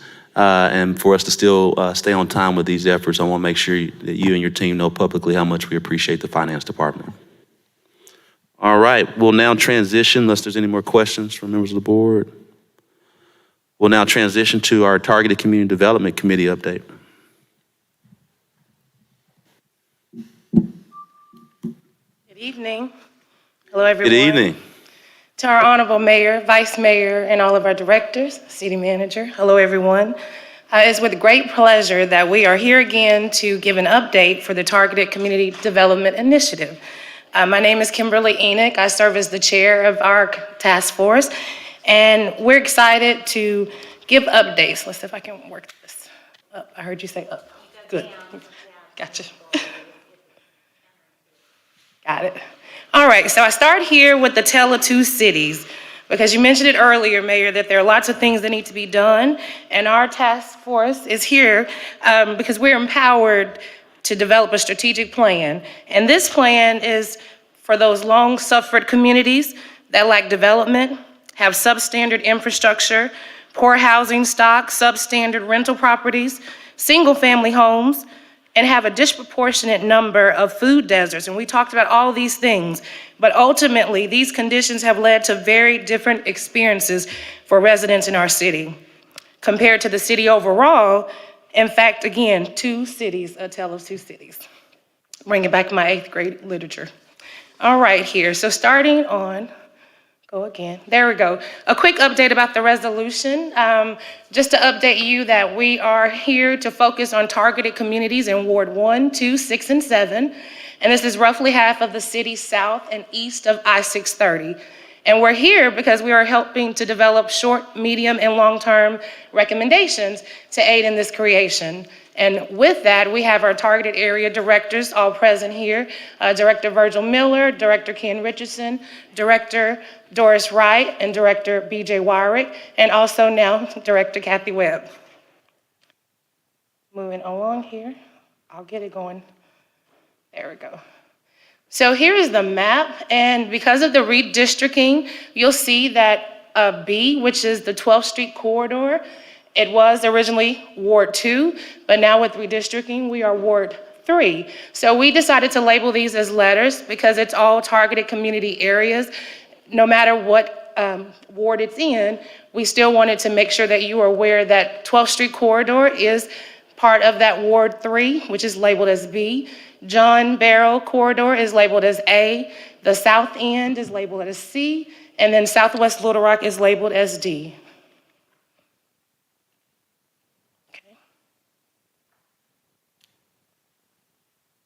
So our 6 stated goals were, again, improving those living conditions and stop the tale of two cities. We want to improve our housing stock, stabilize our neighborhoods, making sure that we're assisting to improve outcomes, making sure that there are areas for development, businesses, micro contracting as well, but ultimately enhancing the development, improving the living conditions within these targeted communities. And so our task force members, and I would like for you to wave or show your hand in support. Again, I am Kimberly Enoch. We have our vice chair, Adam Fogelman, here. We have Dr. Anika Whitfield here as well. We also have Director BJ Wyrick. We have Tamara Farisa with Ward 6. She is not present today. Robert Webb with Ward 1, and then Tara Bruce is present as well. And then our city liaisons, we also want to give a shout out to Kevin and Tracy, and Amber has taken the place of Dr. Jackson and kept us moving, so we shout out Dr. Jackson as well. John and Jamie, we couldn't do it without you guys. Jamie is always on every call we have, and then Director Wright. So this is a part of our task force members that we have working together. And shout out to all the work that you guys have been doing for the city and appropriating funds, and we know that this is not the end, and so we're excited for the dollars that are appropriated and invested within our community targeted areas. Here is just a list of the task force meetings that were held in 2022, and they're all listed. We did our first report to the board February of 2022, and as you can see, we've been quite busy. But in addition to that, we also did targeted area tours where we met with our neighborhood associations. We went and traveled to each targeted community area. And as you can see here, this is our Ward 3, which is the small part that was redistricted. We met at the Children's Library to tour the 12th Street corridor. And in addition to that, we also did a survey. And if you were familiar, we did a survey so we could have residents provide their feedback, give us input on what they thought were their issues within their community. And based on this survey, we have some results that we want to present today. So out of the survey, there were a total of 151 participants. Keeping in mind, when we first did the survey, Ward 3 was not on the survey. So Ward 2 does not include all of the targeted community area for Ward 3. But here's the representation by ward, and you can see who filled it out. In addition to that, you can see what their first, second, and third choices were. And as you see, they overlap. Reducing crime and infrastructure were the biggest concerns for these targeted areas. These are just additional results by ward. And again, you can see based on each ward how they're ranked. Infrastructure, reducing crime, kind of teetered for 1 and 2. But then you see neighborhood grocery stores, economic development, And so people experiencing homelessness, we know that these are all issues within our targeted ward. And so just a few more accomplishments. We've been working very hard to prioritize based on the survey, based on the equity lab tours that were held, based on what we brought in as information, we developed recommendations. And at this point, I'm going to bring up Adam to conclude us with recommendations. Thank you all.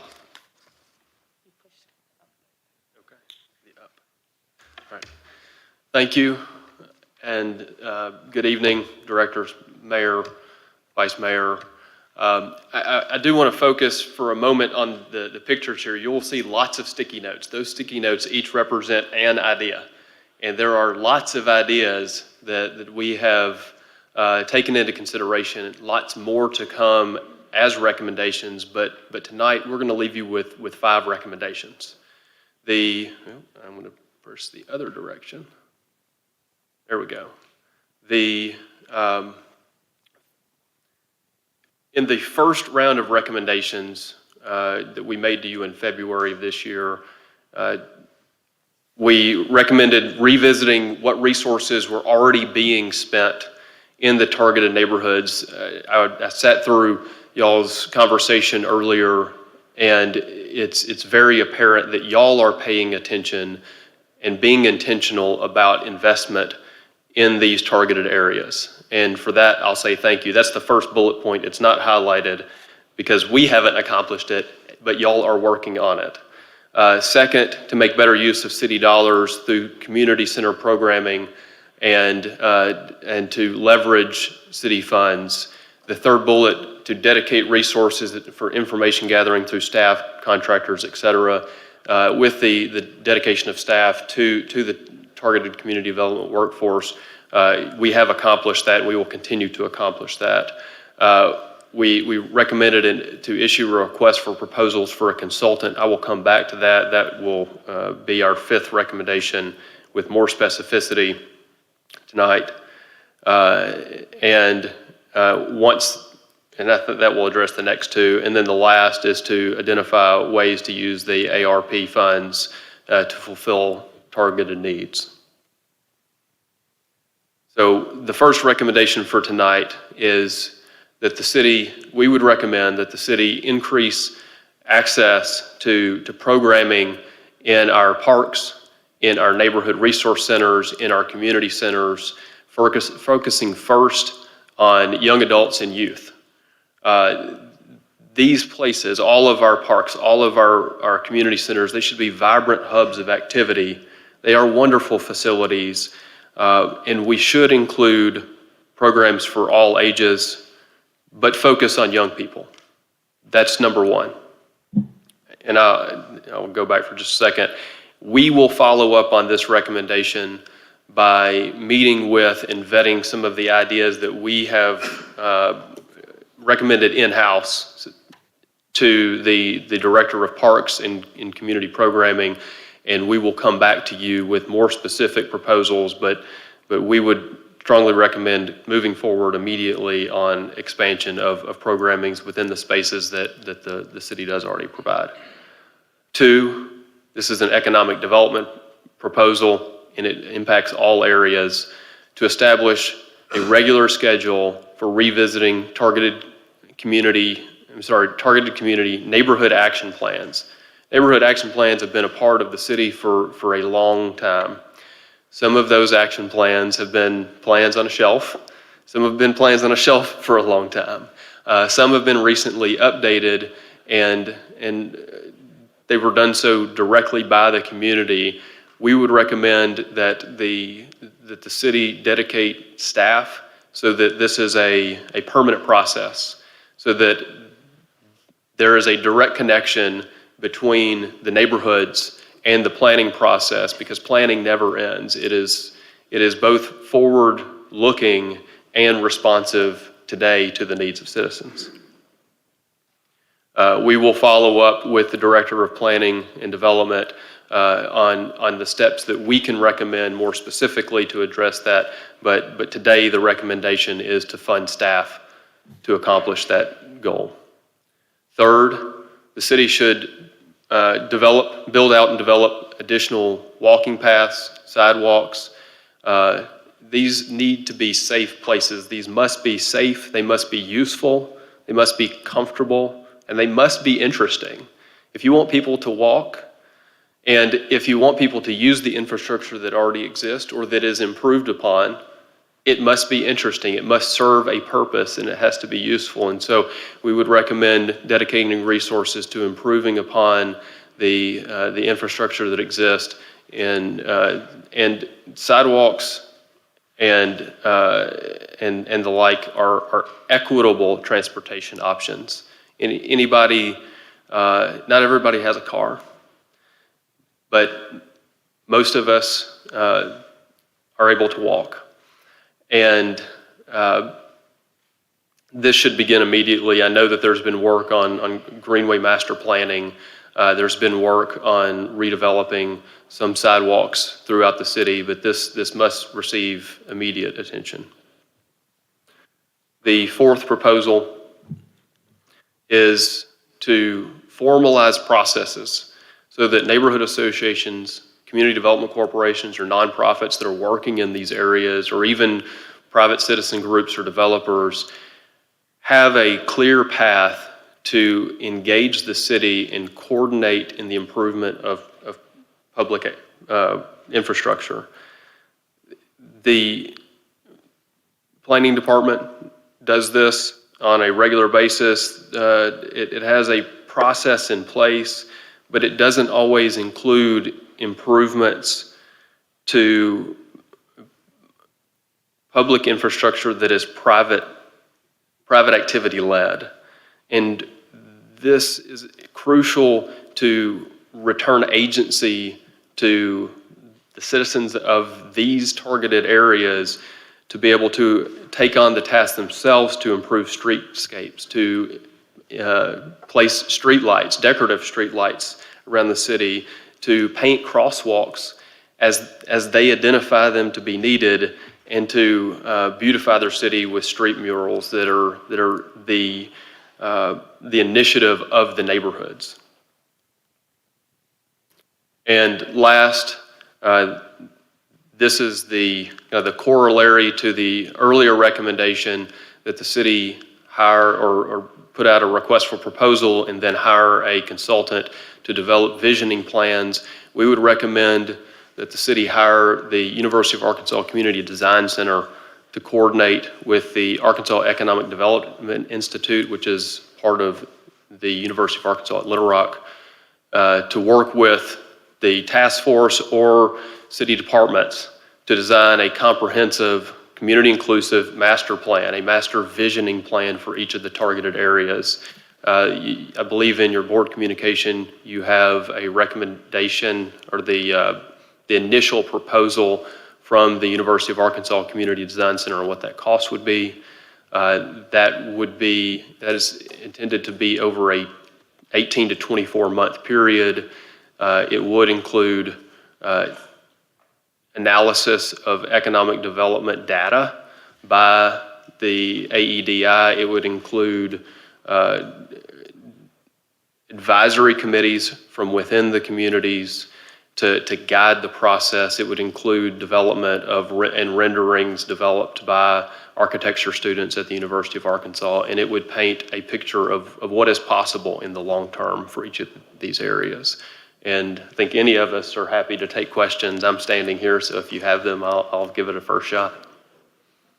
Well, before we take questions, Mr. Fogelman and members of the Target Community Development Committee, I definitely want to share our appreciation to the hard work and time.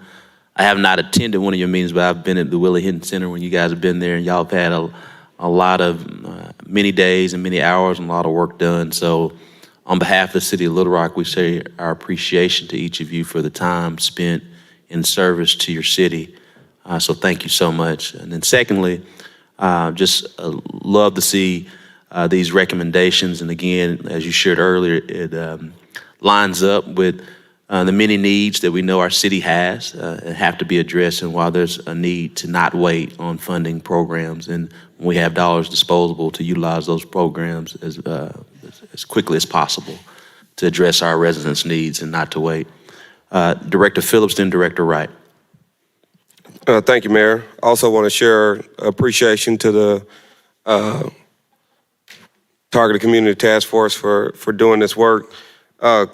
Couple things, I agree with all your recommendations. Number 5, I'm a big proponent of the Arkansas Economic Development Institute assisted the Think Big group on our strategic master plan. And they did a great job in helping us lay out some things that this city board has adopted to make our city better. So I definitely support that recommendation. I think it makes sense. As it relates to number 2 and number 5, I will ask our city manager if you could get us some feedback on what those dollars would be to associate with those costs so we can help fund these recommendations from the community, from the task force, excuse me. So that is, I guess, first and second thing. Third thing, on the recommendation number 4, Mr. Fogelman or whoever, what I saw there, and correct me if this is not where y'all were going, was almost a capacity fund or maybe some increase in our neighborhood grants where different neighborhoods in those targeted areas could come to the city and say, here's things we want done. Are there resources to get those things done? Is that where you were going? Was that part of the discussion, or am I taking you further than you went already? I think you're taking me further than we went, but I'll say that that's a yes and. So Okay. I'll add the and. I can tell you that sometimes it's not easy to do things that are different. And when I am aware of developers who have approached the city with requests to do things like crosswalks or decorative street lights, and finding the way forward is difficult sometimes.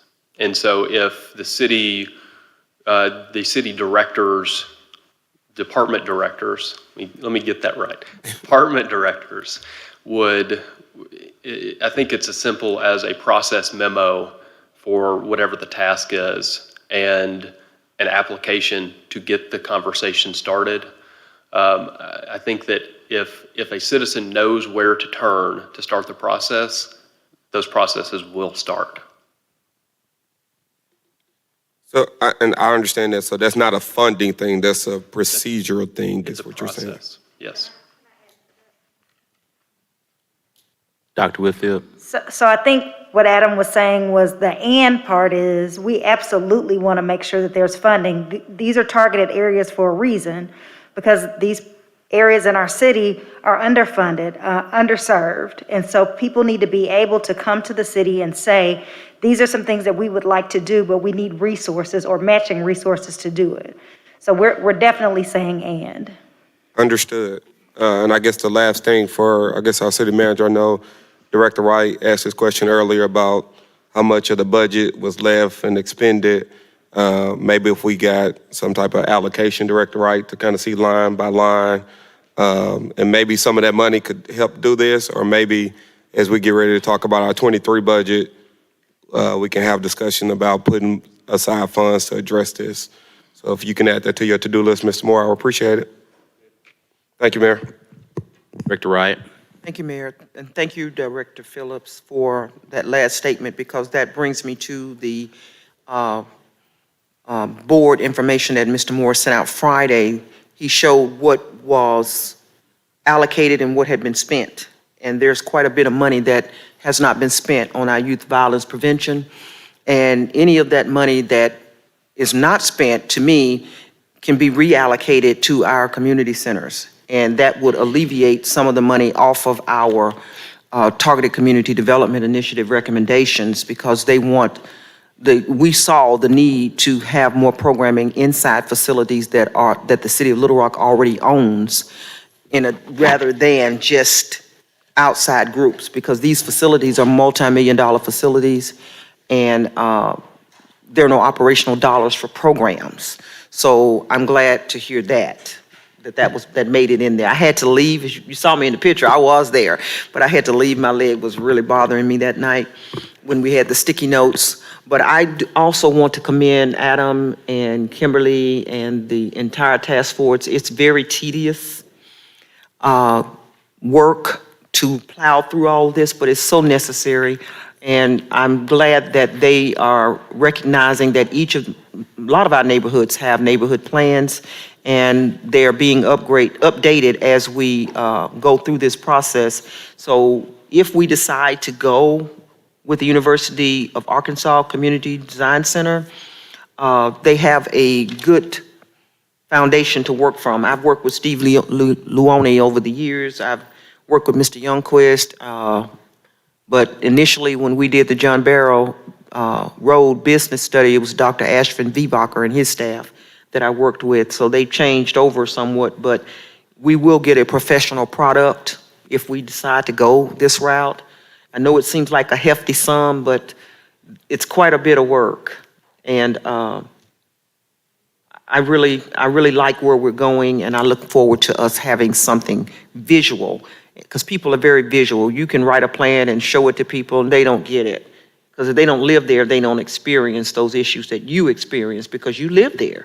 But this task force has been very diligent, and the recommendation that has come forward, I support all 5 of those. So thank you all so much, and I hope that, as the mayor said, we're up to $4.5 million. I don't know where that is, but I know about the million. So if we're up to $4.5 million, we're almost at the first $5 million that I've requested in the original resolution. So we have something to work with.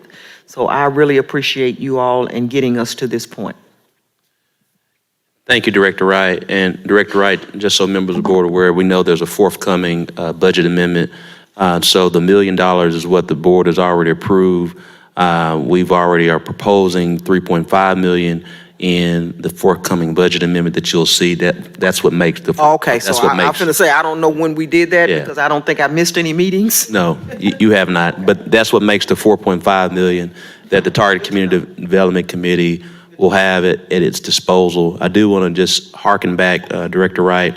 The reason why is just like with PIT funding and Director Webb and Director Richardson and Mr. Morgan share, the reason why those dollars aren't spent at this point, it's a point in time as the services are being rendered, then they have to send us invoices and then it goes back. I understand the process. I'm just saying. I just want to make sure everyone. We're almost at the end of the year, and if no services are actually being provided out in our communities, that's $1.5 million that we have obligated that is not on the. It is actually not in the community. It is, as each day of their work, and they just have to process it through the way it works. That's how it works with PIT. So just want to make sure the board's aware of what's going on from that standpoint. So thank you so much. Director Richardson? For your comments, and I appreciate the work that everyone who's been a part of the task force has done. I would recommend we don't touch any money we have allocated to address violence in the community. What I would suggest we do is look at what type of programming we're funding. We're funding a lot of site-based programming, and the violence is not happening on site. I don't think we're doing enough street-based crisis intervention type funding. I don't think we don't have enough workers out in the communities that know the community and the community that knows them, engaging those who are committing these acts of violence. And this is nothing we can police our way out of, guys. I've been doing this long enough to know, and we can't program our way out of it as well.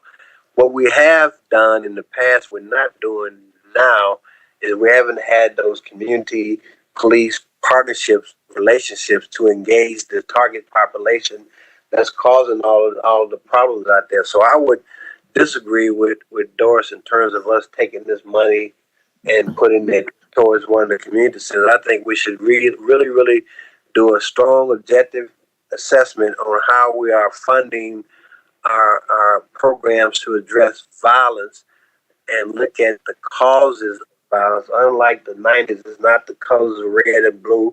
The color is green. We're having a lot of financial disputes. We're having a lot of issues where we need to have people out in the community who are fully aware of these conflicts long before they devolve into idiotic acts of violence. A lot of times they start on really simple stuff, really simple things, and by the time the community builds them up, someone feels the need to define a manhood or womanhood by committing some idiotic acts of violence. And I think that we can't police our way out of it, nor can we program our way out of it. We need to have a combination of policing and programming and effective policies to help us address the true needs that are out there in the community. So I want to thank those who have done work on this. I want to thank Dr. Wickfield. She worked with us on 12th Street. And I want to thank you guys for keeping 12th Street as a part of it, even though it's not in Ward 2 anymore. But I think the city has done, along with Mr. Moore, leadership has done a significant job of investing in trying to redefine that area along with the Central Arkansas Library System. And we just finished our Jumpstart grant between Pine and Cedar. You look at that area around 12th Street, and we're kind of not only redefining what that area looks like, but also engaging those people who are disconnected to help us come up with these infrastructures that we're talking about, that we're missing. All these improvements that we're talking about, they're wonderful. They're fantastic. What would be more wonderful to me, more fantastic to me, if we figure out ways through the Office of Reentry or other revenue, Mayor, to employ those who are disconnected to help rebuild the communities that they're living in, that they've torn down themselves. So for a lack of a better word, no pun intended, we're killing two birds with one stone by engaging those folks to help rebuild their own community. That's empowering, that's dealing with unemployment, underemployment, and that's dealing with the financial issues that seems to be the cause of a lot of these disputes that we're seeing right now. So I want to join Director Wright and Director Phillips in thanking those who lent their time and their service and volunteered to help us improve our city and make our city, certain parts of our city that unfortunately have suffered far too long, help improve those areas of our city that need that extra little push. We can't walk and chew gum at the same time, guys. So we can take care of the places that are doing okay and at the same time invest in areas that are not doing too well. We can do both. They're not mutually exclusive. So let's make sure we keep that in mind as we move forward and rely on the expertise of the people that we have engaged and we've assigned to work on this task force for us. So I just want to add my thanks, Mayor, to our volunteers and particularly Dr. Whitfield and her work with us, not being dismissive of anyone else, but her work with us on 12th Street many years ago. It's hard to believe that was July, Bruce, in 2008 when we started that. And for us to work with the consultants and have the consultants work with the community and us give the community a place, a seat at the table, and not just have a seat at the table, but act upon what they're requesting from us or telling us. They're the real experts. They're the ones who see it, they live it, they go through it every day, and they're the ones who know who the bad actors are. They're the ones who know the conditions that are producing the bad actors. And I just think we need to give them a little bit more attention and a little bit more time and actually act upon what they're requesting from us. So to that end, Mayor, I'll turn my microphone on mute and thank everyone for their work on this. Thank you so much, Director Richardson. Director Wyrick. Thank you, Mayor. I just wanted to thank our workers on this team. Kimberly Enoch. I did not know her before we got on this team, but she had her challenges with Doris and I because when we got in a room talking, we would distract and move to different directions. She'd have to call us into order. So she had fun with us, I'm sure. And I want to thank Adam. Adam is a deep thinker. He came up with things that, honestly, I mean, I've lived in the community for a long time, but he really gets into the meat of what the issues are. And so I really want to thank, where is Adam? Over there. I want to thank Adam for that. In many regards, it seems like we're kind of backing up in history and going back and looking at the neighborhood action plans that we developed in the 90s, mid-90s, and we put them on a shelf. And so we're going to get those out again, or we're going to develop new ones, and we're going to improve on those. And in order to know how to improve them, we're going to need some help from these organizations that were listed on the back of this letter, the Community Design Group, Economic Development Institute, and so this is where we're at right now. I'm one of these people, and I've used this term more than I should admit to, instant gratification. And what I thought we were going to see was go in and clean neighborhoods up and, fix streets and do all this kind of stuff. And it really is a more detailed study of what each one of these neighborhoods need. So we're just kind of chipping away at the beginning processes of this, but there's a lot of good feedback. Dr. Whitfield was there and brought in perspectives from Ward 1 and 2, actually. And we kind of threw everybody a curve because we redistricted in the middle of all this. And so what was Ward 7 is now Ward 2, and on and on and on. But it's going to work because it's just a line on a piece of paper. It's just across the street or whatever, so we're going to make this happen. So I just wanted to give some accolades and give a little bit of history about where I thought we were headed. So thanks to everyone. Thank you so much, Director Wyrick. Again, we want to share our appreciation with the Target Community Development Committee. We share support of these recommendations. We do have money allotted that you all will be able to utilize. $1 million that's already in the bank, $3.5 million that we'll be suggesting within our budget amendment for a total of $4.5 million. Again, we share that support of addressing the needs of the community right now and not later. So thank you so much.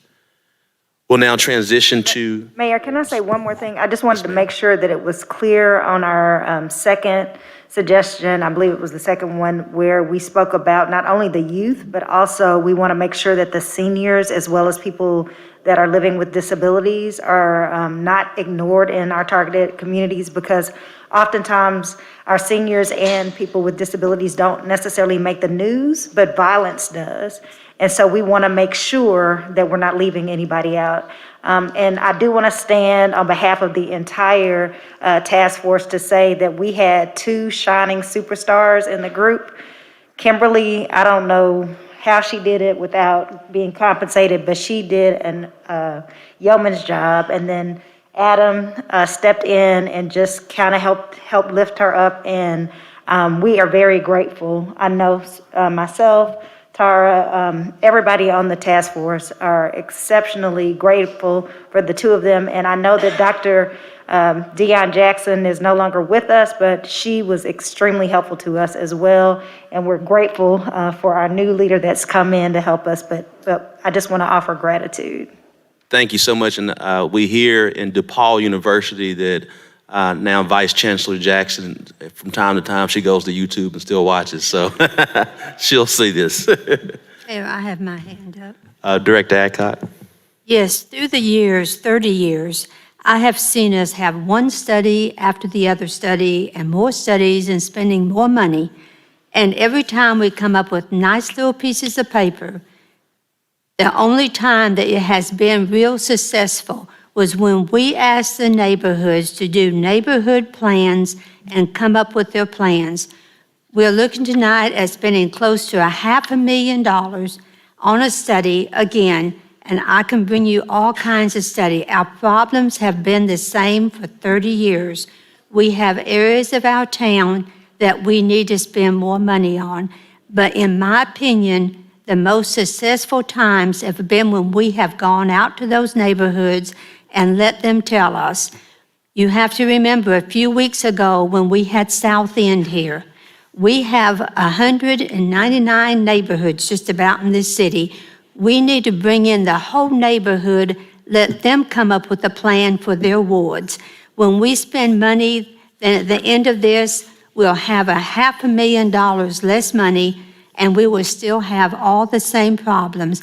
But let's talk to the neighborhoods. Let's not have each ward bring one person in to represent thousands of people. If we say this is a half of our city, that's 100,000 people. And I think it takes more than 7 people to represent 100,000 people. But we all know we can drive through Doris's neighborhood. We can drive through Virgil's neighborhood. We can see what the problem is. What we need to do is to take the money and place it where the problems are. I think studies are nice, but I don't think that they get the job done. Thank you. Well, we definitely agree we need to utilize money to help our residents and not wait on it. So thank you. Director Phillips? Thank you, Mayor. I want to respond to Director Adcock's point. Again, I applaud the work of the people in the task force and the recommendations and them doing this out of the goodness of their heart and the love for our city. So thank you for being representatives. I would disagree with you, Director Adcock, that individuals can't represent people, because that's exactly what the 10 of us do. I mean, by that logic, we don't need a city board of directors. We just need all 202,000 people to come to the board meetings and decide what to do for the city. I mean, that's how the system works. The system works that you select, elect, appoint people to represent people. And these 7 people in this group, out of the goodness of their heart, has decided to represent their communities to make this city better. And if their recommendations are, we need a few more dollars to make this thing happen, I support it. And I want y'all to know that. That's all I have, Mayor. Yeah, we disagree. Director Wright? Mayor and Director Phillips, I really want to kind of defend Director Adcock a little bit here. I understand what she's saying, okay? I understand what Director Phillips is saying, because that is something that I think has been lost, the fact that we do have ward representation, but the advice of the ward director is not even taken. I mean, I've brought forth proposal after proposal, trying to seek funding from this board for the issues that I know are in my ward, and I can't get it. So, Director Adcock, that's why I did the Targeted Community Development Resolution, to try to get some money into Ward 6. I hear all of this investment that, quote, is being made, but I live on Cobb Street, right around the corner, off of 36, and I know what's being done. And that's nothing. So I understand what you're saying. These studies tend to gather dust. They tend to not have any money attached to them. They never get implemented. But this time, we did the resolution, and as the mayor just clarified, we will have $3.5 million more when we do our budget amendment. So I'm hoping that passes and we get to that $5 million goal. Then perhaps by working with this working group here and a consultant, I can get some money into Ward 6. You know what my problems are. You've driven it. You've seen it. Again, thank you to the Targeted Community Development Task Force for your time and attention as you represented Wards 1, 2, 6, and 7. We know you spent a lot of time within the communities, hosting a number of different community meetings over this period of time to get us to this point. That's not lost on us, and the City of Little Rock appreciates each of you. As we've shared, not only do you have the $1 million already in the bank, you have another 3.5 that's coming to do more work, and that's what it's all about, doing work. So thank you all. We'll now transition to homelessness. Mayor, did you see the note? Your note?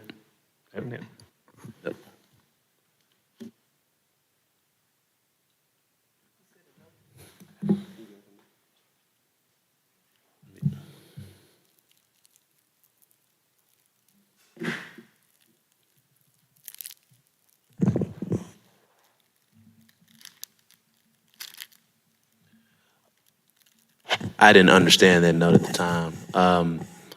We do have the members of the homeless committee here. We want to make sure we do that presentation. Who's Director Howard?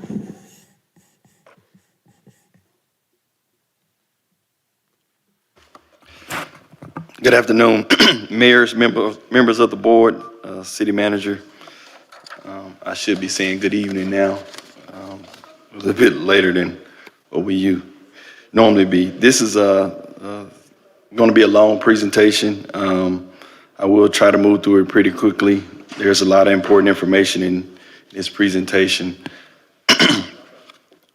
Our current efforts by City of Little Rock staff to address homelessness.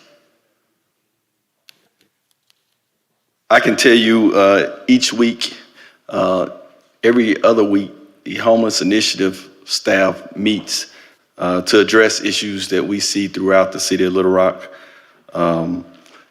Several key staff members that I'd like to address. Some are here tonight from the Office of Executive Administration, Homeless Service Advocate Chris Porter. He's not here tonight, but volunteer Harriet Phillips, who is very passionate about ending homelessness, is here tonight. Harriet, would you wave your hand, Harriet? She dedicates her efforts and is committed to this task. She is very, very passionate, as I stated before, in the meetings that we have to address homelessness. Also, my staff in Department of Housing and Neighborhood Programs, we have our homeless housing community engagement advocate, Arnard Crump. Also a part of the Catch Continuing Care COC coordinator, Michelle Spencer, Community Development Administrator, Celicia Nichols.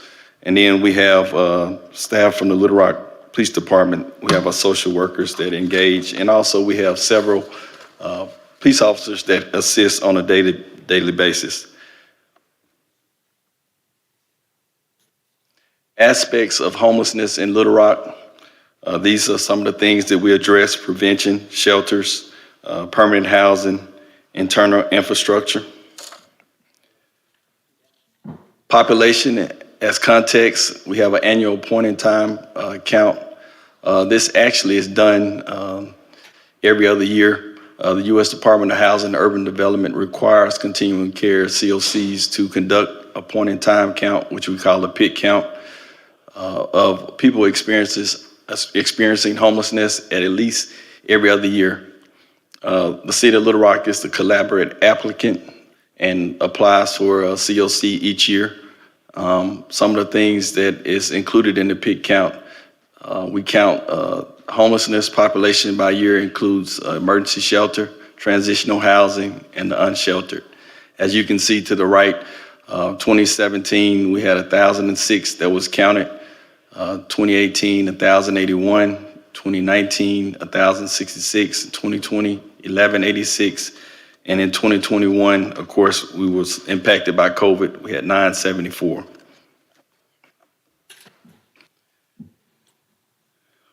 Population as context annual point and count continued. This is just several charts. We have housing inventory counted by program type. Also, homeless population point in time count, also given the amount of information provided to the total homeless, total unsheltered persons in homeless facilities too as well. City of Little Rock homelessness initiatives. As I stated before, we meet every 2 weeks to address these issues. Addressing citywide encampments, Jericho Way Day Resource Center, Central Arkansas Team Care for Homelessness, we call CATCH, federal emergency solutions grants that we use to address these issues, Bridge to Work, temporary emergency shelter during extreme weather conditions. We have those conversations each year, especially during the winter months and also during the summer months. Emergency hotel vouchers, which you all very, very aware of those hotel vouchers that we use to assist people that are unsheltered. Encampments is the next thing that I'll discuss. And city staff visit these encampments to refer people to critical services and provide follow-up if necessary. For encampments where people were no longer inhabited, the city picks any remaining trash that's on the public property and dispose of it. Also on private properties, we suggest to the owners that they provide signs that notify the property, that notifies these homeless individuals that there's no loitering on these premises. And so we encourage these property owners to provide these signs, and that way they can eliminate some of the issues that we have on some of the private property premises.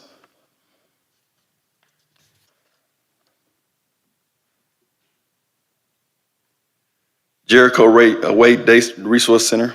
This is a resource center that we fund currently.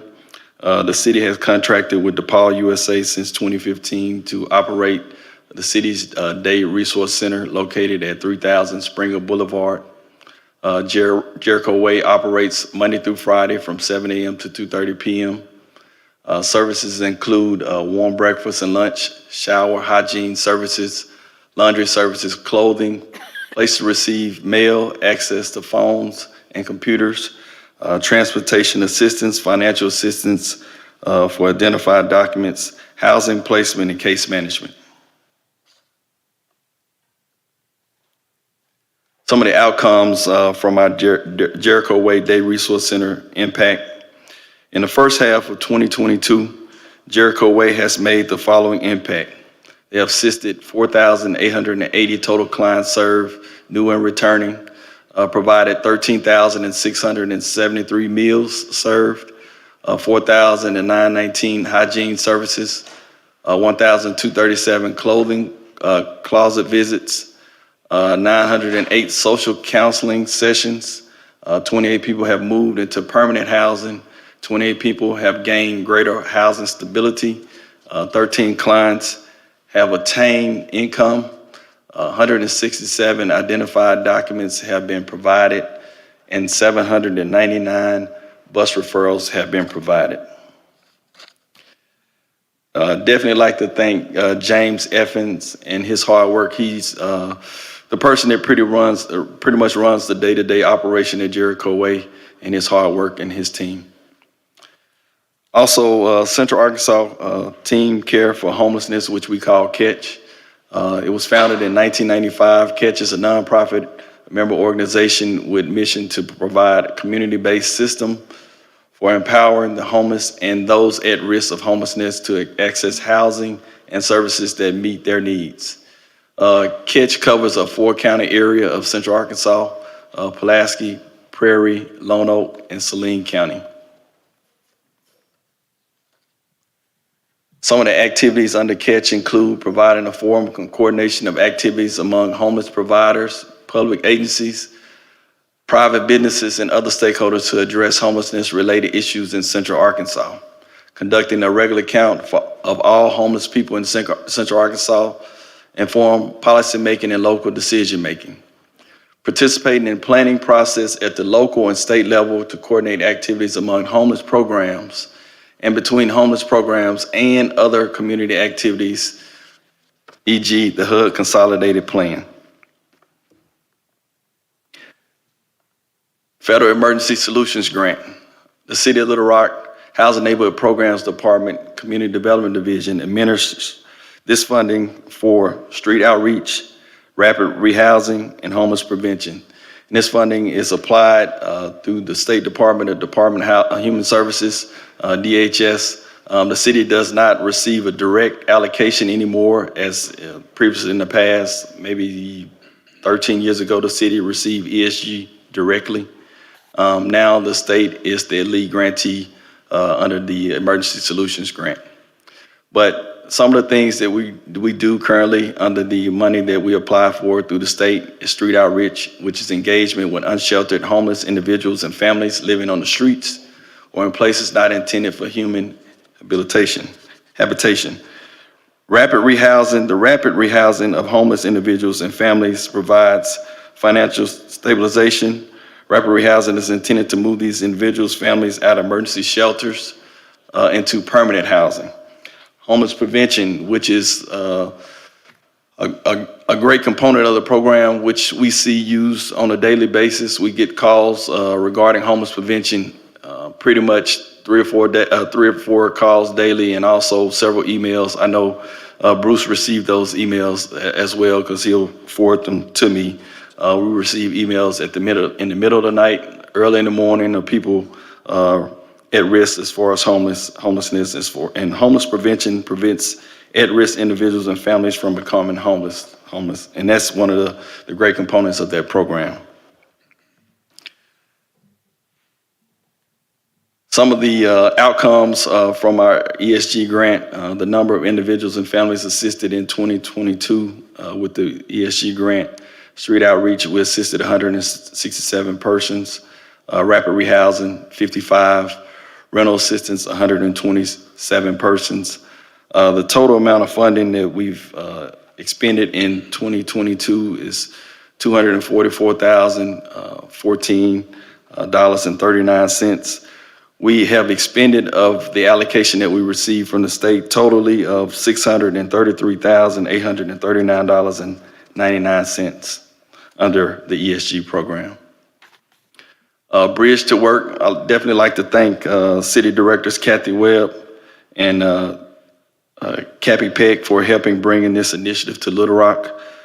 Funded by the city and administered by Canvas Community Church. Bridge to Work provides individuals experiencing homelessness with dignity of work while fulfilling a 311 request for litter pickup to enhance the city's overall appearance.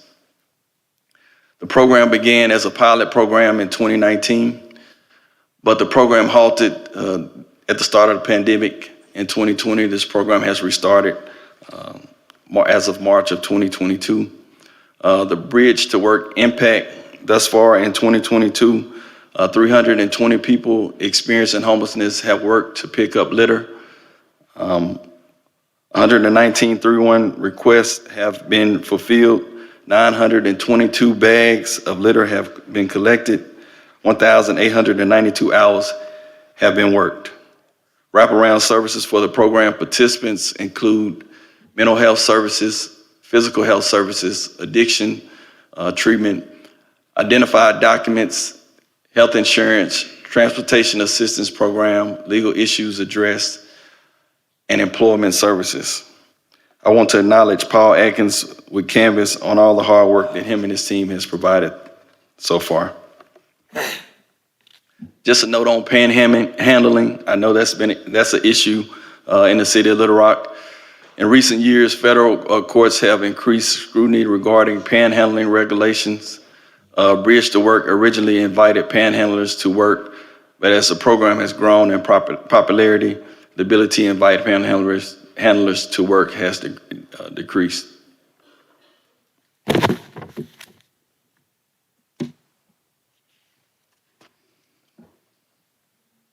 Temporary emergency shelter during extreme weather conditions, as I stated before, we meet on this pretty regularly, especially during the winter months and also during the summer months with nonprofit organizations as well as faith-based organizations on what we can do to assist the unsheltered during this time period. Following the extreme weather conditions in 2021, the City of Little Rock worked with key homeless service providers to craft a plan for activating temporary emergency shelter during future extreme weather conditions. Key homeless service providers included the Van, Jericho Way, and Salvation Army. The plan involves multiple city departments, including the Office of Emergency Management, Housing and Neighborhood Programs, Little Rock Police Department, Parks and Recreation, and others as needed.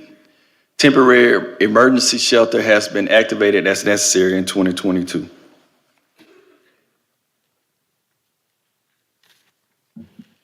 Emergency hotel vouchers. Since August of 2021, the city has provided 230 emergency hotel vouchers for individuals, particularly families in need. An additional 122 vouchers were provided to individuals and families affected by Hurricane Ida. Staff continues to issue emergency vouchers on a case-by-case basis with a focus on families in need.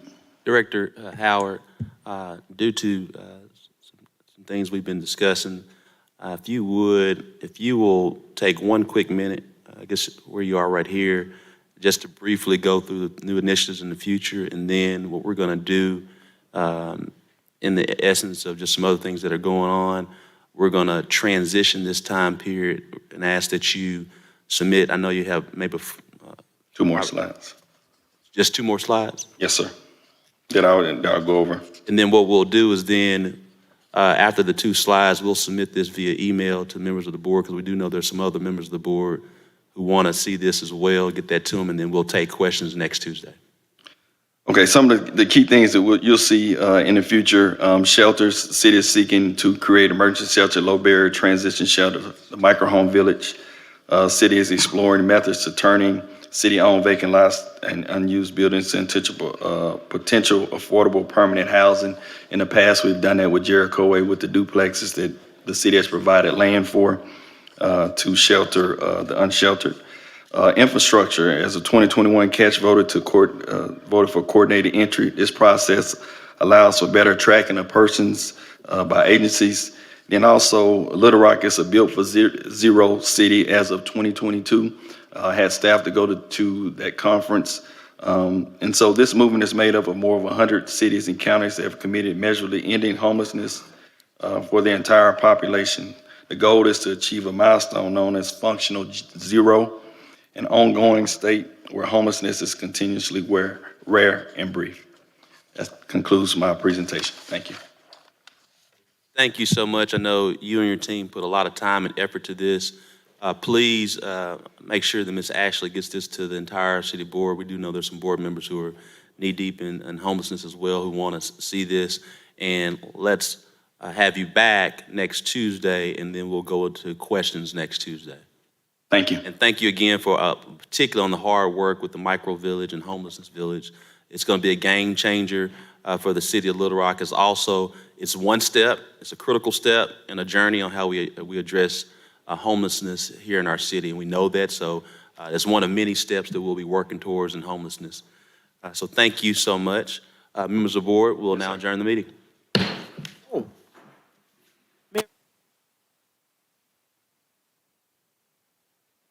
Broken leg, I shouldn't have parked next to the door in the handicap spot. So I believe we have a concerned citizen who's going to make a big issue out of that. But anyway, We'll get that. I'll hobble out. We'll get that addressed.